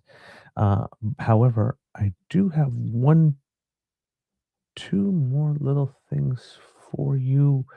You know what? Just thinking. I'm thinking here on the fly here. No, let's do some. We will do a little bit of bad behavior, but we'll talk about a couple of things that we were talking about before, because we talked about what's going on in Iran and Hezbollah and in Lebanon with Hezbollah and all of that. There is a bit of news about Netanyahu behaving badly, according to Agence France Presse here. Israel Prime Minister Benjamin Netanyahu's corruption trial will resume on Sunday, the Jerusalem District Court confirmed, after emergency restrictions imposed during the conflict with Iran were lifted.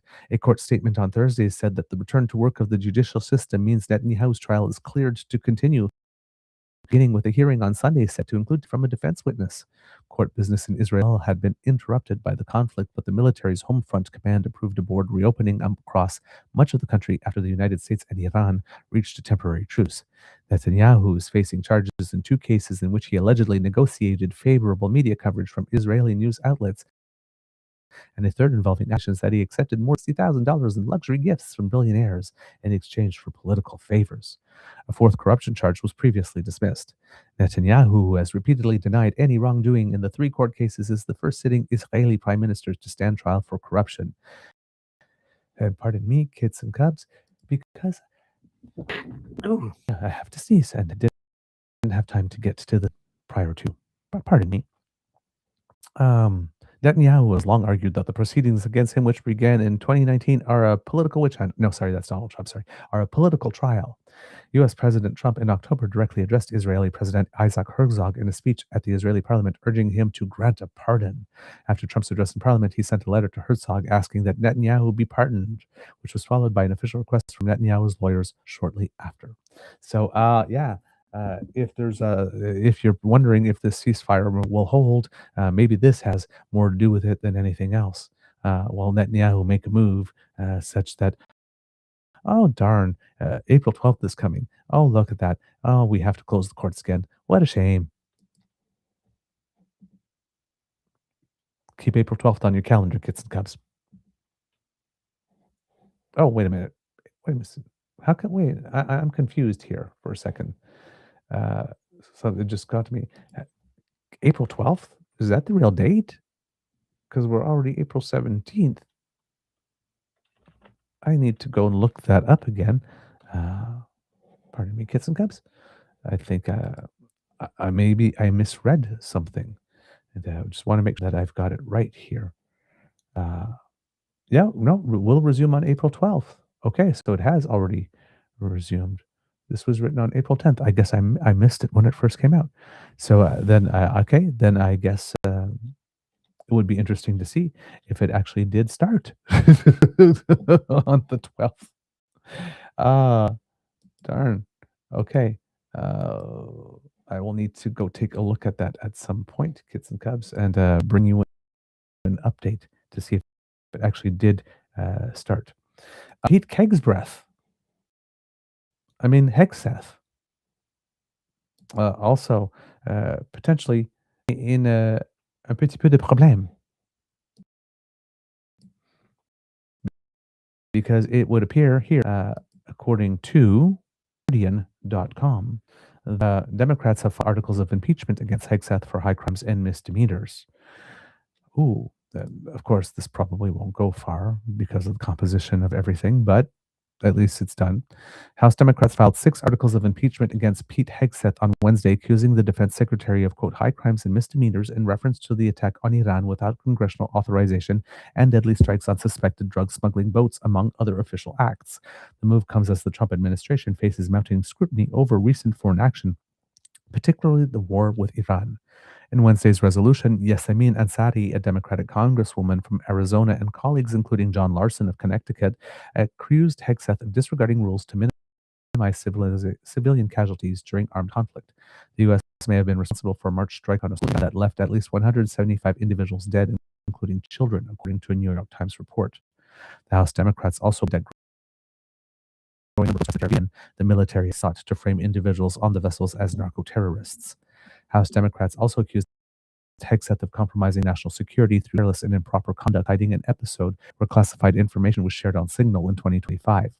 The defense secretary was embroiled in controversy last year after the Atlantic's editor-in-chief Jeffrey Goldberg was added to a Signal group chat about a planned airstrike on Houthi fighters in Yemen. Hexath, Vice President J.D. Vance, and CIA Director John Ratcliffe were also in on the chat. The articles also continued on to include Hexath's efforts, quote, to withhold material facts relating to civilian casualties and operational conduct in Iran and Venezuela. His attempts to punish the Senator Mark Kelly, a retired U.S. Navy captain, for reminding service members that they can refuse illegal orders and forcing transgender service members out of the military. Quote, Pete Hegseth did not follow his oath to the U.S. Constitution, Ansari told the reporter Pablo Manriquez. He committed a war crime in Iran with the attack on a school that killed over 160 children. So not only do we need to end this war, but we need to hold accountable and prosecute anyone in the U.S. administration who may have been committing war crimes. Pete Hegseth has been committing crimes and violating his oath, Ansari added. So I have no doubt that if this absolute clown, this former Fox News and not even a real anchor, continues in his position, there will be more and he will get more support. And we will get more support, and I urge my colleagues to join me. He is a national security risk to the United States. Kingsley Wilson, spokesperson for the Pentagon, dismissed the impeachment as an attention-seeking bid. Quote, this is just another charade and an attempt to distract the American people from the major successes we've had here at the Department of War, Wilson said in a statement to Axios. It's unlikely the articles of impeachment will clear Congress, given the Republican majority in the Senate and House. But yeah, articles of impeachment. Yes, sometimes, even though the process seems futile, you need to go through it. So some very interesting moves here being made, the Democrats. Let's see if I've got, I believe I might have one more for you, kids and cups. Oh, I appear to have gone fuzzy again. Oh no, there I'm back. Okay. Let's see. Take a look here. For some reason, the computer is slowing down a little bit. Yes.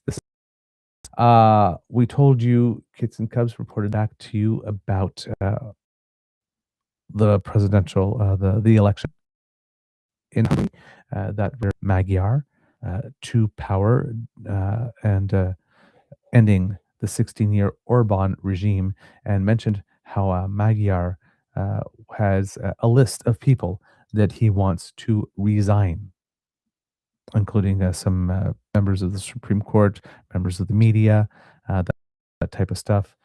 And one of the people he wants to resign is the president of the country as well. And he did take a moment to meet with him, kids and cubs, and there is a picture of them together. And you can see in this picture, I'm sure, that there's absolutely no awkwardness or tension in that room. None whatsoever. Magyar was very clear that he would be asking for this, so it's not like the other guy in the picture with him was unaware that this was going to happen. But according to the BBC's Paul Kirby, The man who ended Viktor Orban's 16 years in office, Peter Magyar, has pushed for as early a transfer of power as possible during his talks with Hungary's president 3 days after his party's landslide election victory. Magyar met Tamás Sulyk at the presidential palace, telling reporters afterwards he wanted the first meeting of the new National Assembly to be held on the 4th of May, the day that official election results are writing on social media said he had told Magyar he would convene parliament at the earliest possible date after the final result is announced. He did not comment on Magyar's demand that he step down, although Prime Minister-elect said the president told him he would consider it. Sulyk said he would, quote, officially propose Magyar for the position of Prime Minister at the first meeting of the new parliament, which will elect the new government. Magyar said that was likely to be 6th or 7th of May, although he wanted to take that to take place earlier. Magyar, 45, says the president, quote, is unworthy of representing the unity of the Hungarian nation and wants him to leave as soon as the new government is formed. Quote, he is not fit to serve as a moral authority or a role model. He arrived for the talks at the presidential palace shortly before 10 and later posted a video of himself standing with Tamás Sulyk on the balcony of the presidential palace, while Viktor Orban was standing on a balcony at the Carmelita monastery that houses his office next door. Orban and another party leader with the MPs in parliament met the president afterwards, but the outgoing prime minister avoided reporters who were at the time speaking to Magyar outside the front of the palace and slipped through a side entrance. Magyar broke with Orban's party in March 2024. Hold on, there was a screen shifted here. Over 2 years, Magyar broke with Orban's party in March 2024 and over 2 years attracted a cross-section of public support for his Tisza party, which swept the ruling Fidesz from power on Sunday with a so-called supermajority of 2/3 of the seats in parliament. He said 70 to 80% of Hungary's media had been requisitioned by Orban allies, insulting him and his party with 300 lies every day, not allowing him a single appearance on state TV since September 2024. And there is a segment of him going around when he is on TV, making that case to the anchors that were there at the time that Orban was there. And he is very, very firm. Says here, but that changed early on Wednesday, first with a fiery half-hour interview on state-run Kossuth radio and followed by an equally combative appearance on M1 TV in which he confirmed his aim to suspend their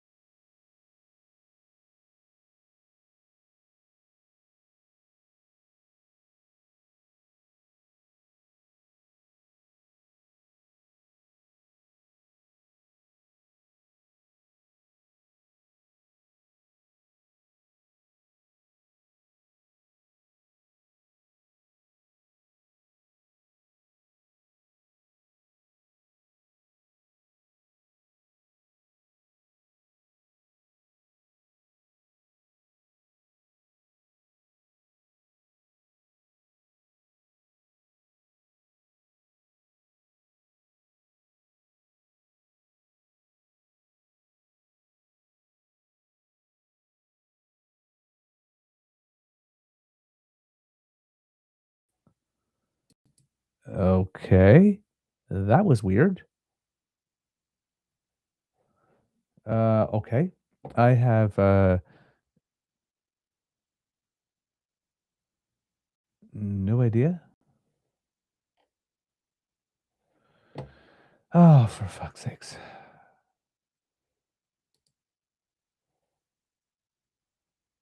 Okay. It seems I have frozen again today. I have no idea how that happened. Kits and Cubs. I have no idea why. I have no idea how long ago I was frozen. Okay, doesn't seem to be too long ago. If you will bear with me for just 1 second, Kits and Cubs, I will be right back. I'll try to find on the stream where it is I was when we got cut off. Things are going completely haywire. I do not know what is going on my screen right now. Wow, that is very weird. Okay, there you are. Orban sensed I was talking about him.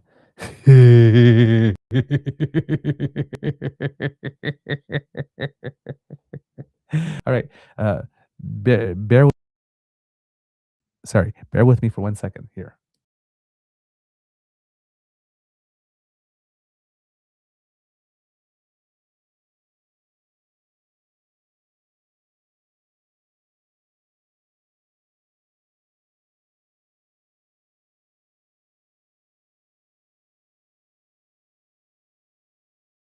Okay, I know where I was in the art. So let me go back to the article.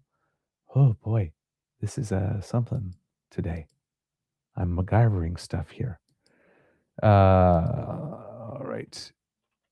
I'm going to have to find the article again because I was finished with it, but clearly I was not. So when I was at when we got cut off, when it froze for some reason, um, it says here that he had gone to media and had done some media interviews, and it says here that Uh, let's go back a little further up in the article to make sure we get the full thought here. He said that 70 to 80% of Hungary's media had been requisitioned by Orban allies, insulting him and his party with 300 lies every day, not allowing him a single appearance on state TV since September 2024. But that changed early on Wednesday, first with a fiery half-hour interview on state-run Kossuth Radio, followed by an equally combative appearance on M1 TV, in which he confirmed his aim to suspend their news coverage and form a new broadcast authority to ensure press freedom. Every Hungarian deserves a public service media that broadcasts the truth, he told Kossuth Radio, explaining he was not after personal revenge, even though he and his family had been insulted morning, noon, and night. Okay. At times, he clashed with both interviewers, telling them that their outlets had broadcast propaganda and accusing them of asking absurd questions, such as whether he had spoken to Ukraine's Volodymyr Zelensky. Orban had focused his election campaign on accusations that Magyar was a puppet of both Zelensky and the European Union. Magyar is in a rush to overturn years of Orban policies that turned Hungary into what European Parliament termed an electoral autocracy. Hungarians became angered by repeated scandals involving corruption and cronyism, and Magyar has spoken of his predecessor's administration robbing his country bare. Billions of euros in EU funding was frozen over rule of law and other issues, and Magyar talked to European Commission President Ursula von der Leyen on Tuesday in the bid to unlock the cash. Hungary's economy has been languishing for some time, and von der Leyen said there was, quote, swift work to be done to restore the rule of law and to realign with our shared European values. An estimated 17 billion euros has been suspended, but Hungary is also waiting for 16 billion euros more to be approved in defense loans. In an ironic twist, Orban is expected to still be in place as caretaker prime minister when EU leaders meet for an informal summit in Cyprus on the 23rd and 24th of April, although there's no indication he is planning to go.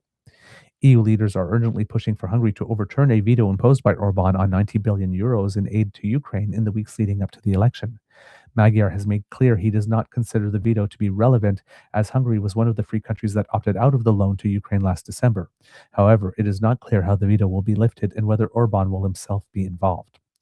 Orban himself has largely kept quiet since his landslide election defeat. He posted a message on Facebook making clear he intended to rebuild the party. The work begins. Let's reorganize ourselves and keep fighting for the Hungarian people. So I'm getting the sense like Pierre Poilievre, even though he's been defeated, he's not going to go home. Meanwhile, U.S. President Donald Trump said Magyar was a good man, having actively campaigned for Orban. Quote, I think the new man's going to do a good job, Trump told ABC News reporter Jonathan Karl, having previously called on Hungarians to get out and vote for his friend and close ally Viktor Orban. But given that Donald Trump is never wrong and never makes any mistakes, we have now moved to the phase of the Donald Trump and Peter Magyar era, where Donald Trump rushes to put lips to butt and press firmly and pretends that even though the guy he supported lost, it doesn't matter because the new guy has his full endorsement. You know you're losing when. You know you're losing when. You know you're losing when you have to come out at the back end. And support the guy you didn't want to win. You know you're losing when. Bum, bum. You know you're losing when. Oh, this man. Oh, kids and cubs. That's the end of this episode of the Daily Beaver Morning Show. We hope that you love listening to us because we love making this for you. Remember, sharing is caring and word of mouth is priceless. So please tell your peeps and poops all about us. We really appreciate it when you do, especially when you share a few words of your own as to why it is that our content has resonated with you. That is priceless advertising that we cannot buy, and we thank you so much for it. Kids and cups, if you'd like to help us in other ways, there's a couple ways you can do that. One of the ways you can is by smashing with our buttons on our YouTube page. Like, share, and subscribe. Help our subscriber base increase. Our latest advertising push seems to be going very well. We are now at 30,200 subscribers. Thank you very much to everyone who's been joining over the past few days. We really appreciate it. And it's definitely going to serve us well in the future. Hopefully, that's if you enjoy the content, but we're guessing that if you subscribed, you enjoy us enough to give us a chance to win your affections. We can do that. We're prepared to put in the work. We're good with that. But thank you so much. Like, share, and subscribe. Give them a click. Give them a tickle. You know we ain't fickle. Smash with our buttons. We don't judge. In fact, we highly encourage smashing. Smash all you like. We are pro smash. Okay, now on to the next way that you could give us a little bit of help, kids and cubs. Because if you're not helping us with the algorithm, well, maybe you can help us financially. We do incur some costs to bring the show to you, and we would be grateful for your support in whatever form it takes. You can contribute via our YouTube page using memberships and super chat. We get about 70% of your donation there. Or you can scan this QR code, which will bring you to our coffee page. That's coffee, ko-fi.com/eagerbeaver, all in one word. And there you can contribute to the emergency hydration fund here at the Beaver Lodge, where every day we fight the scourge that is dry beaver. Because it's a terrible thing. And plus, a moist beaver is a happy beaver. So if you'd like to keep your favorite beaver nice and moist,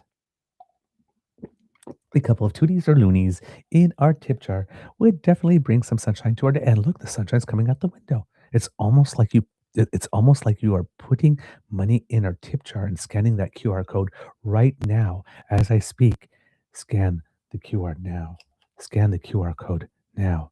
You're getting very sleepy. Scan the QR code now. I'm kidding. Or for any of you who have watched the movie Get Out. So if you would like to support our show,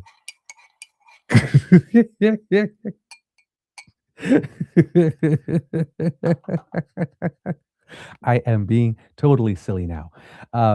But if you would, kids and cubs, we would be very grateful for your enthusiastic expression of encouragement. Ooh, we're seeing some loyalty memberships being distributed here on the chat. Thank you so much for whoever, Kitsasi, who's gifting these. Thank you, thank you, thank you, thank you.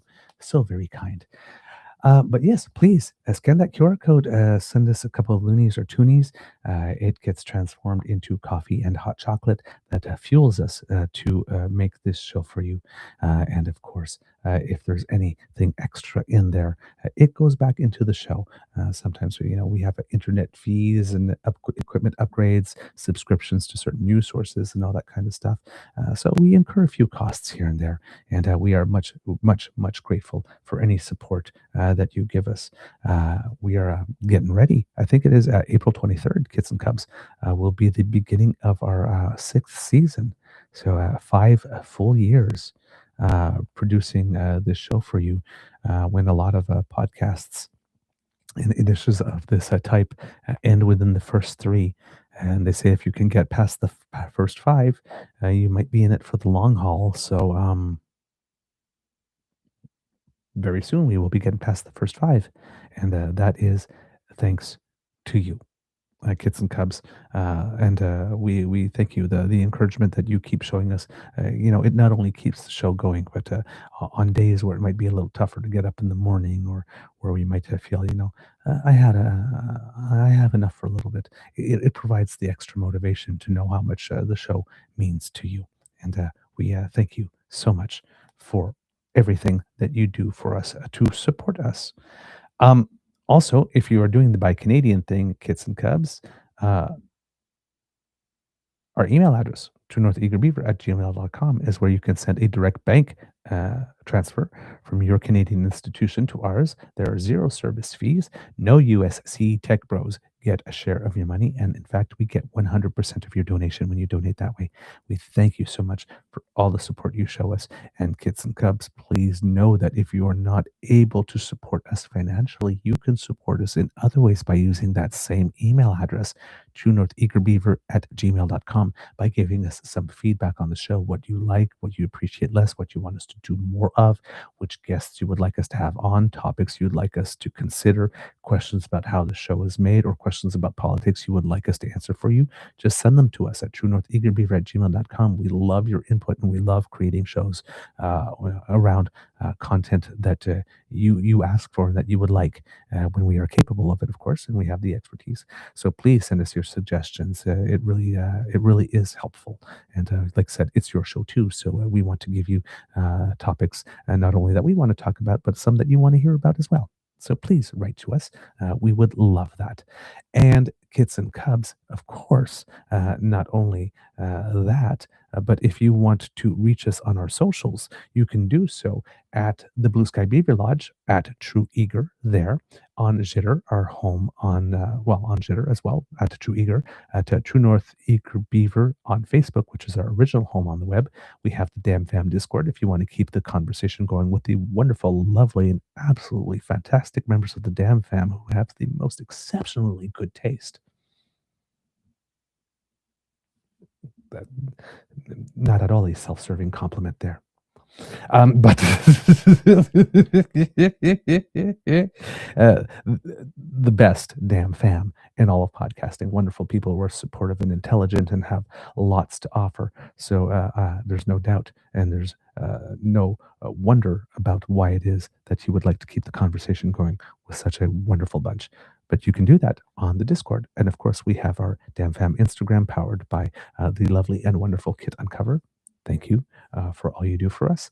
And our Substack, of course, Beaver Bites, go over there. And hopefully this week I might be able to get a couple of extra shorts this weekend, a couple of shorts up, and maybe do an editorial or 2 or something, given that we have a little bit more free time. So again, fingers crossed. Yeah. I think that's all I got on that front. So please, oh yes, I forgot, Kids Who Cook, Kids Who Cultivate, and Kids Who Craft. If you're cooking something lovely, if you are creating something fantastic, Kit Hyper Tea, I think it is. I have received your latest AI music. I do intend to listen to it. I have not yet, but thank you for sending me some of that. I think it's Kit Hyper Tea, if I'm not mistaken. And yeah, Kids Who Cultivate, of course, because over the course of the weekend, we might be going in to get stuff to start the garden. So this would be the time to give us some tips, because we have no idea what we're doing. We're starting to have a little bit of an idea. We're in our 3rd year, but we are still very, very, very new to this. So expert advice is always, always, always welcome. So there you go.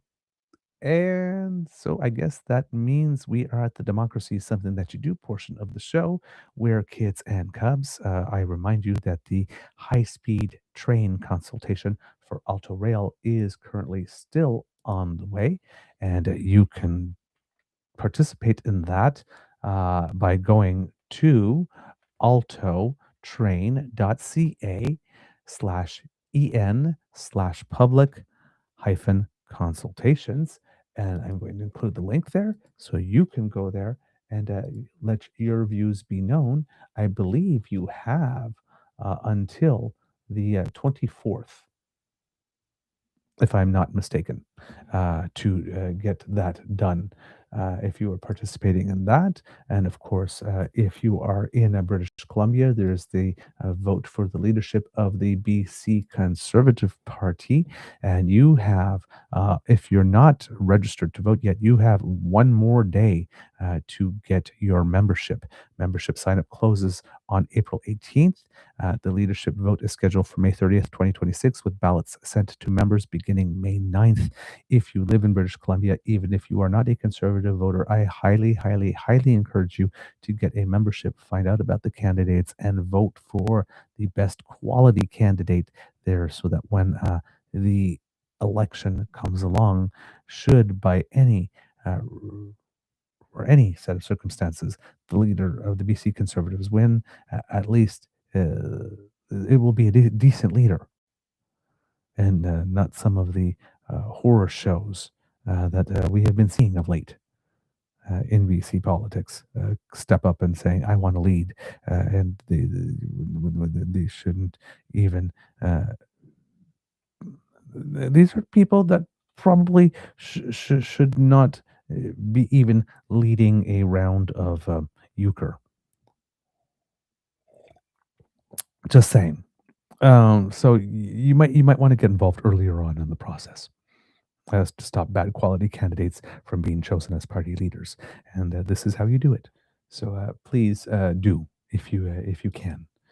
That's all I have for that, kids and cubs. It's time for some words of wisdom. Well, it's Friday night. There's again, I keep on recommending this song to you, Ray's song "Click Clack Symphony." I have it in the posts section on our YouTube page if you haven't checked it out yet. The I just think it's a brilliant song, and there's a line on it in it that says something like, "Thanks to Carly for having a sixth sense and calling me up to say that we do not do depression on a Friday night."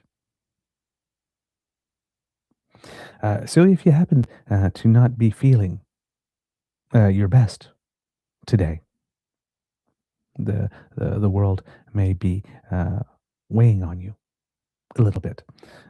Click Clack Symphony is about someone who's in that position who calls her girls, and the click clack of the high heel shoes, click clack clack click clack clack, coming to get her out of the house,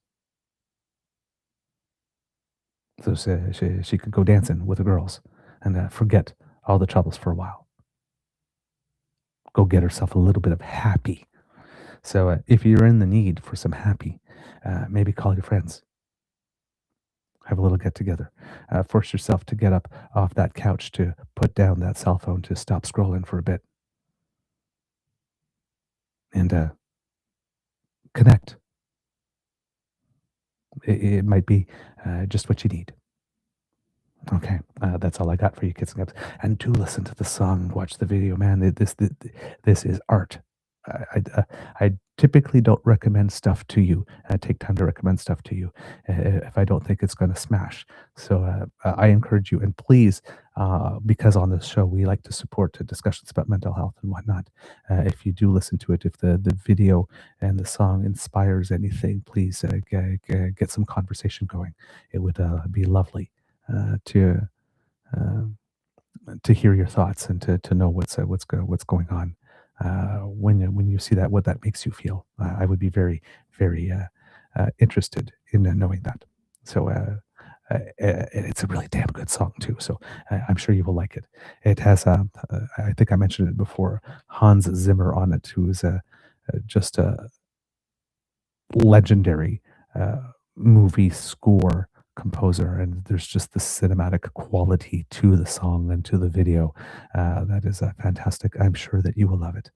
All right, that's all I got for you, kids and cubs. Those are my words of wisdom. Those are my democracy tips. So I guess it could. I have to say, it could be a tough world out there. So please be kind to and gentle with yourself. And it's time to cue the cock, isn't it? So at the count of three, a little audience participation. Could you? 1, 2, 3. Let me hear those magic words, Mr. Beaver. Please cue the cock. Oh, yes, yes, yes. Brings so much joy to my heart to hear you say it, especially when there's so much feeling behind it. I'm moved. I'm moved. And therefore, here's a little cock-a-doodle-doo just for you. You are listening to a True North Eager Beaver Media Incorporated podcast. The True North Eager Beaver podcasts are proudly brought to you by our founding sponsors, the Misfit Mysteries from Corvid Moon Publishing, your source for science fiction, fantasy, and cozy mysteries featuring a broad diversity of characters. CanadianTarot.com, their uniquely Canadian online eclectic tarot community, and The Peppermaster, hot pepper sauces made from farm-fresh ingredients to thrill your taste buds and expand your mind. We are grateful to the Crier Media Network for its support, Pete Jarvis for our artwork, and Paul Joseph Something for our opening and closing sequence music.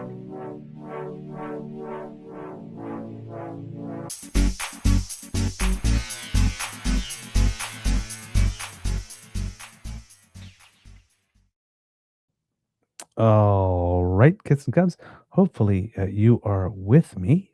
It's going to take a little look there on the screen because I was looking for something. Yes, okay, we are there. I don't necessarily have any Canadians who make us proud, other than I believe it is that tomorrow at 3 p.m., my beloved Ottawa Senators take to the ice for the first Stanley Cup match. That's, if I'm not mistaken, I read an article very quickly this morning that I believe said that. So I am just going to give my best "Go Sens Go" cheer there, and of course to all the fans of Canadian teams playing in the Stanley Cup playoffs, which will be starting soon. Lots of love there, and I hope the best for your team. Also, if you're a basketball team cheering for the Toronto Raptors, let's go. And if you are also cheering for the Ottawa Charge from the PWHL on their way, hopefully securing a playoff spot. So far, they have it in hand, but there's still a couple of matches left to play this season. They haven't sealed the deal yet.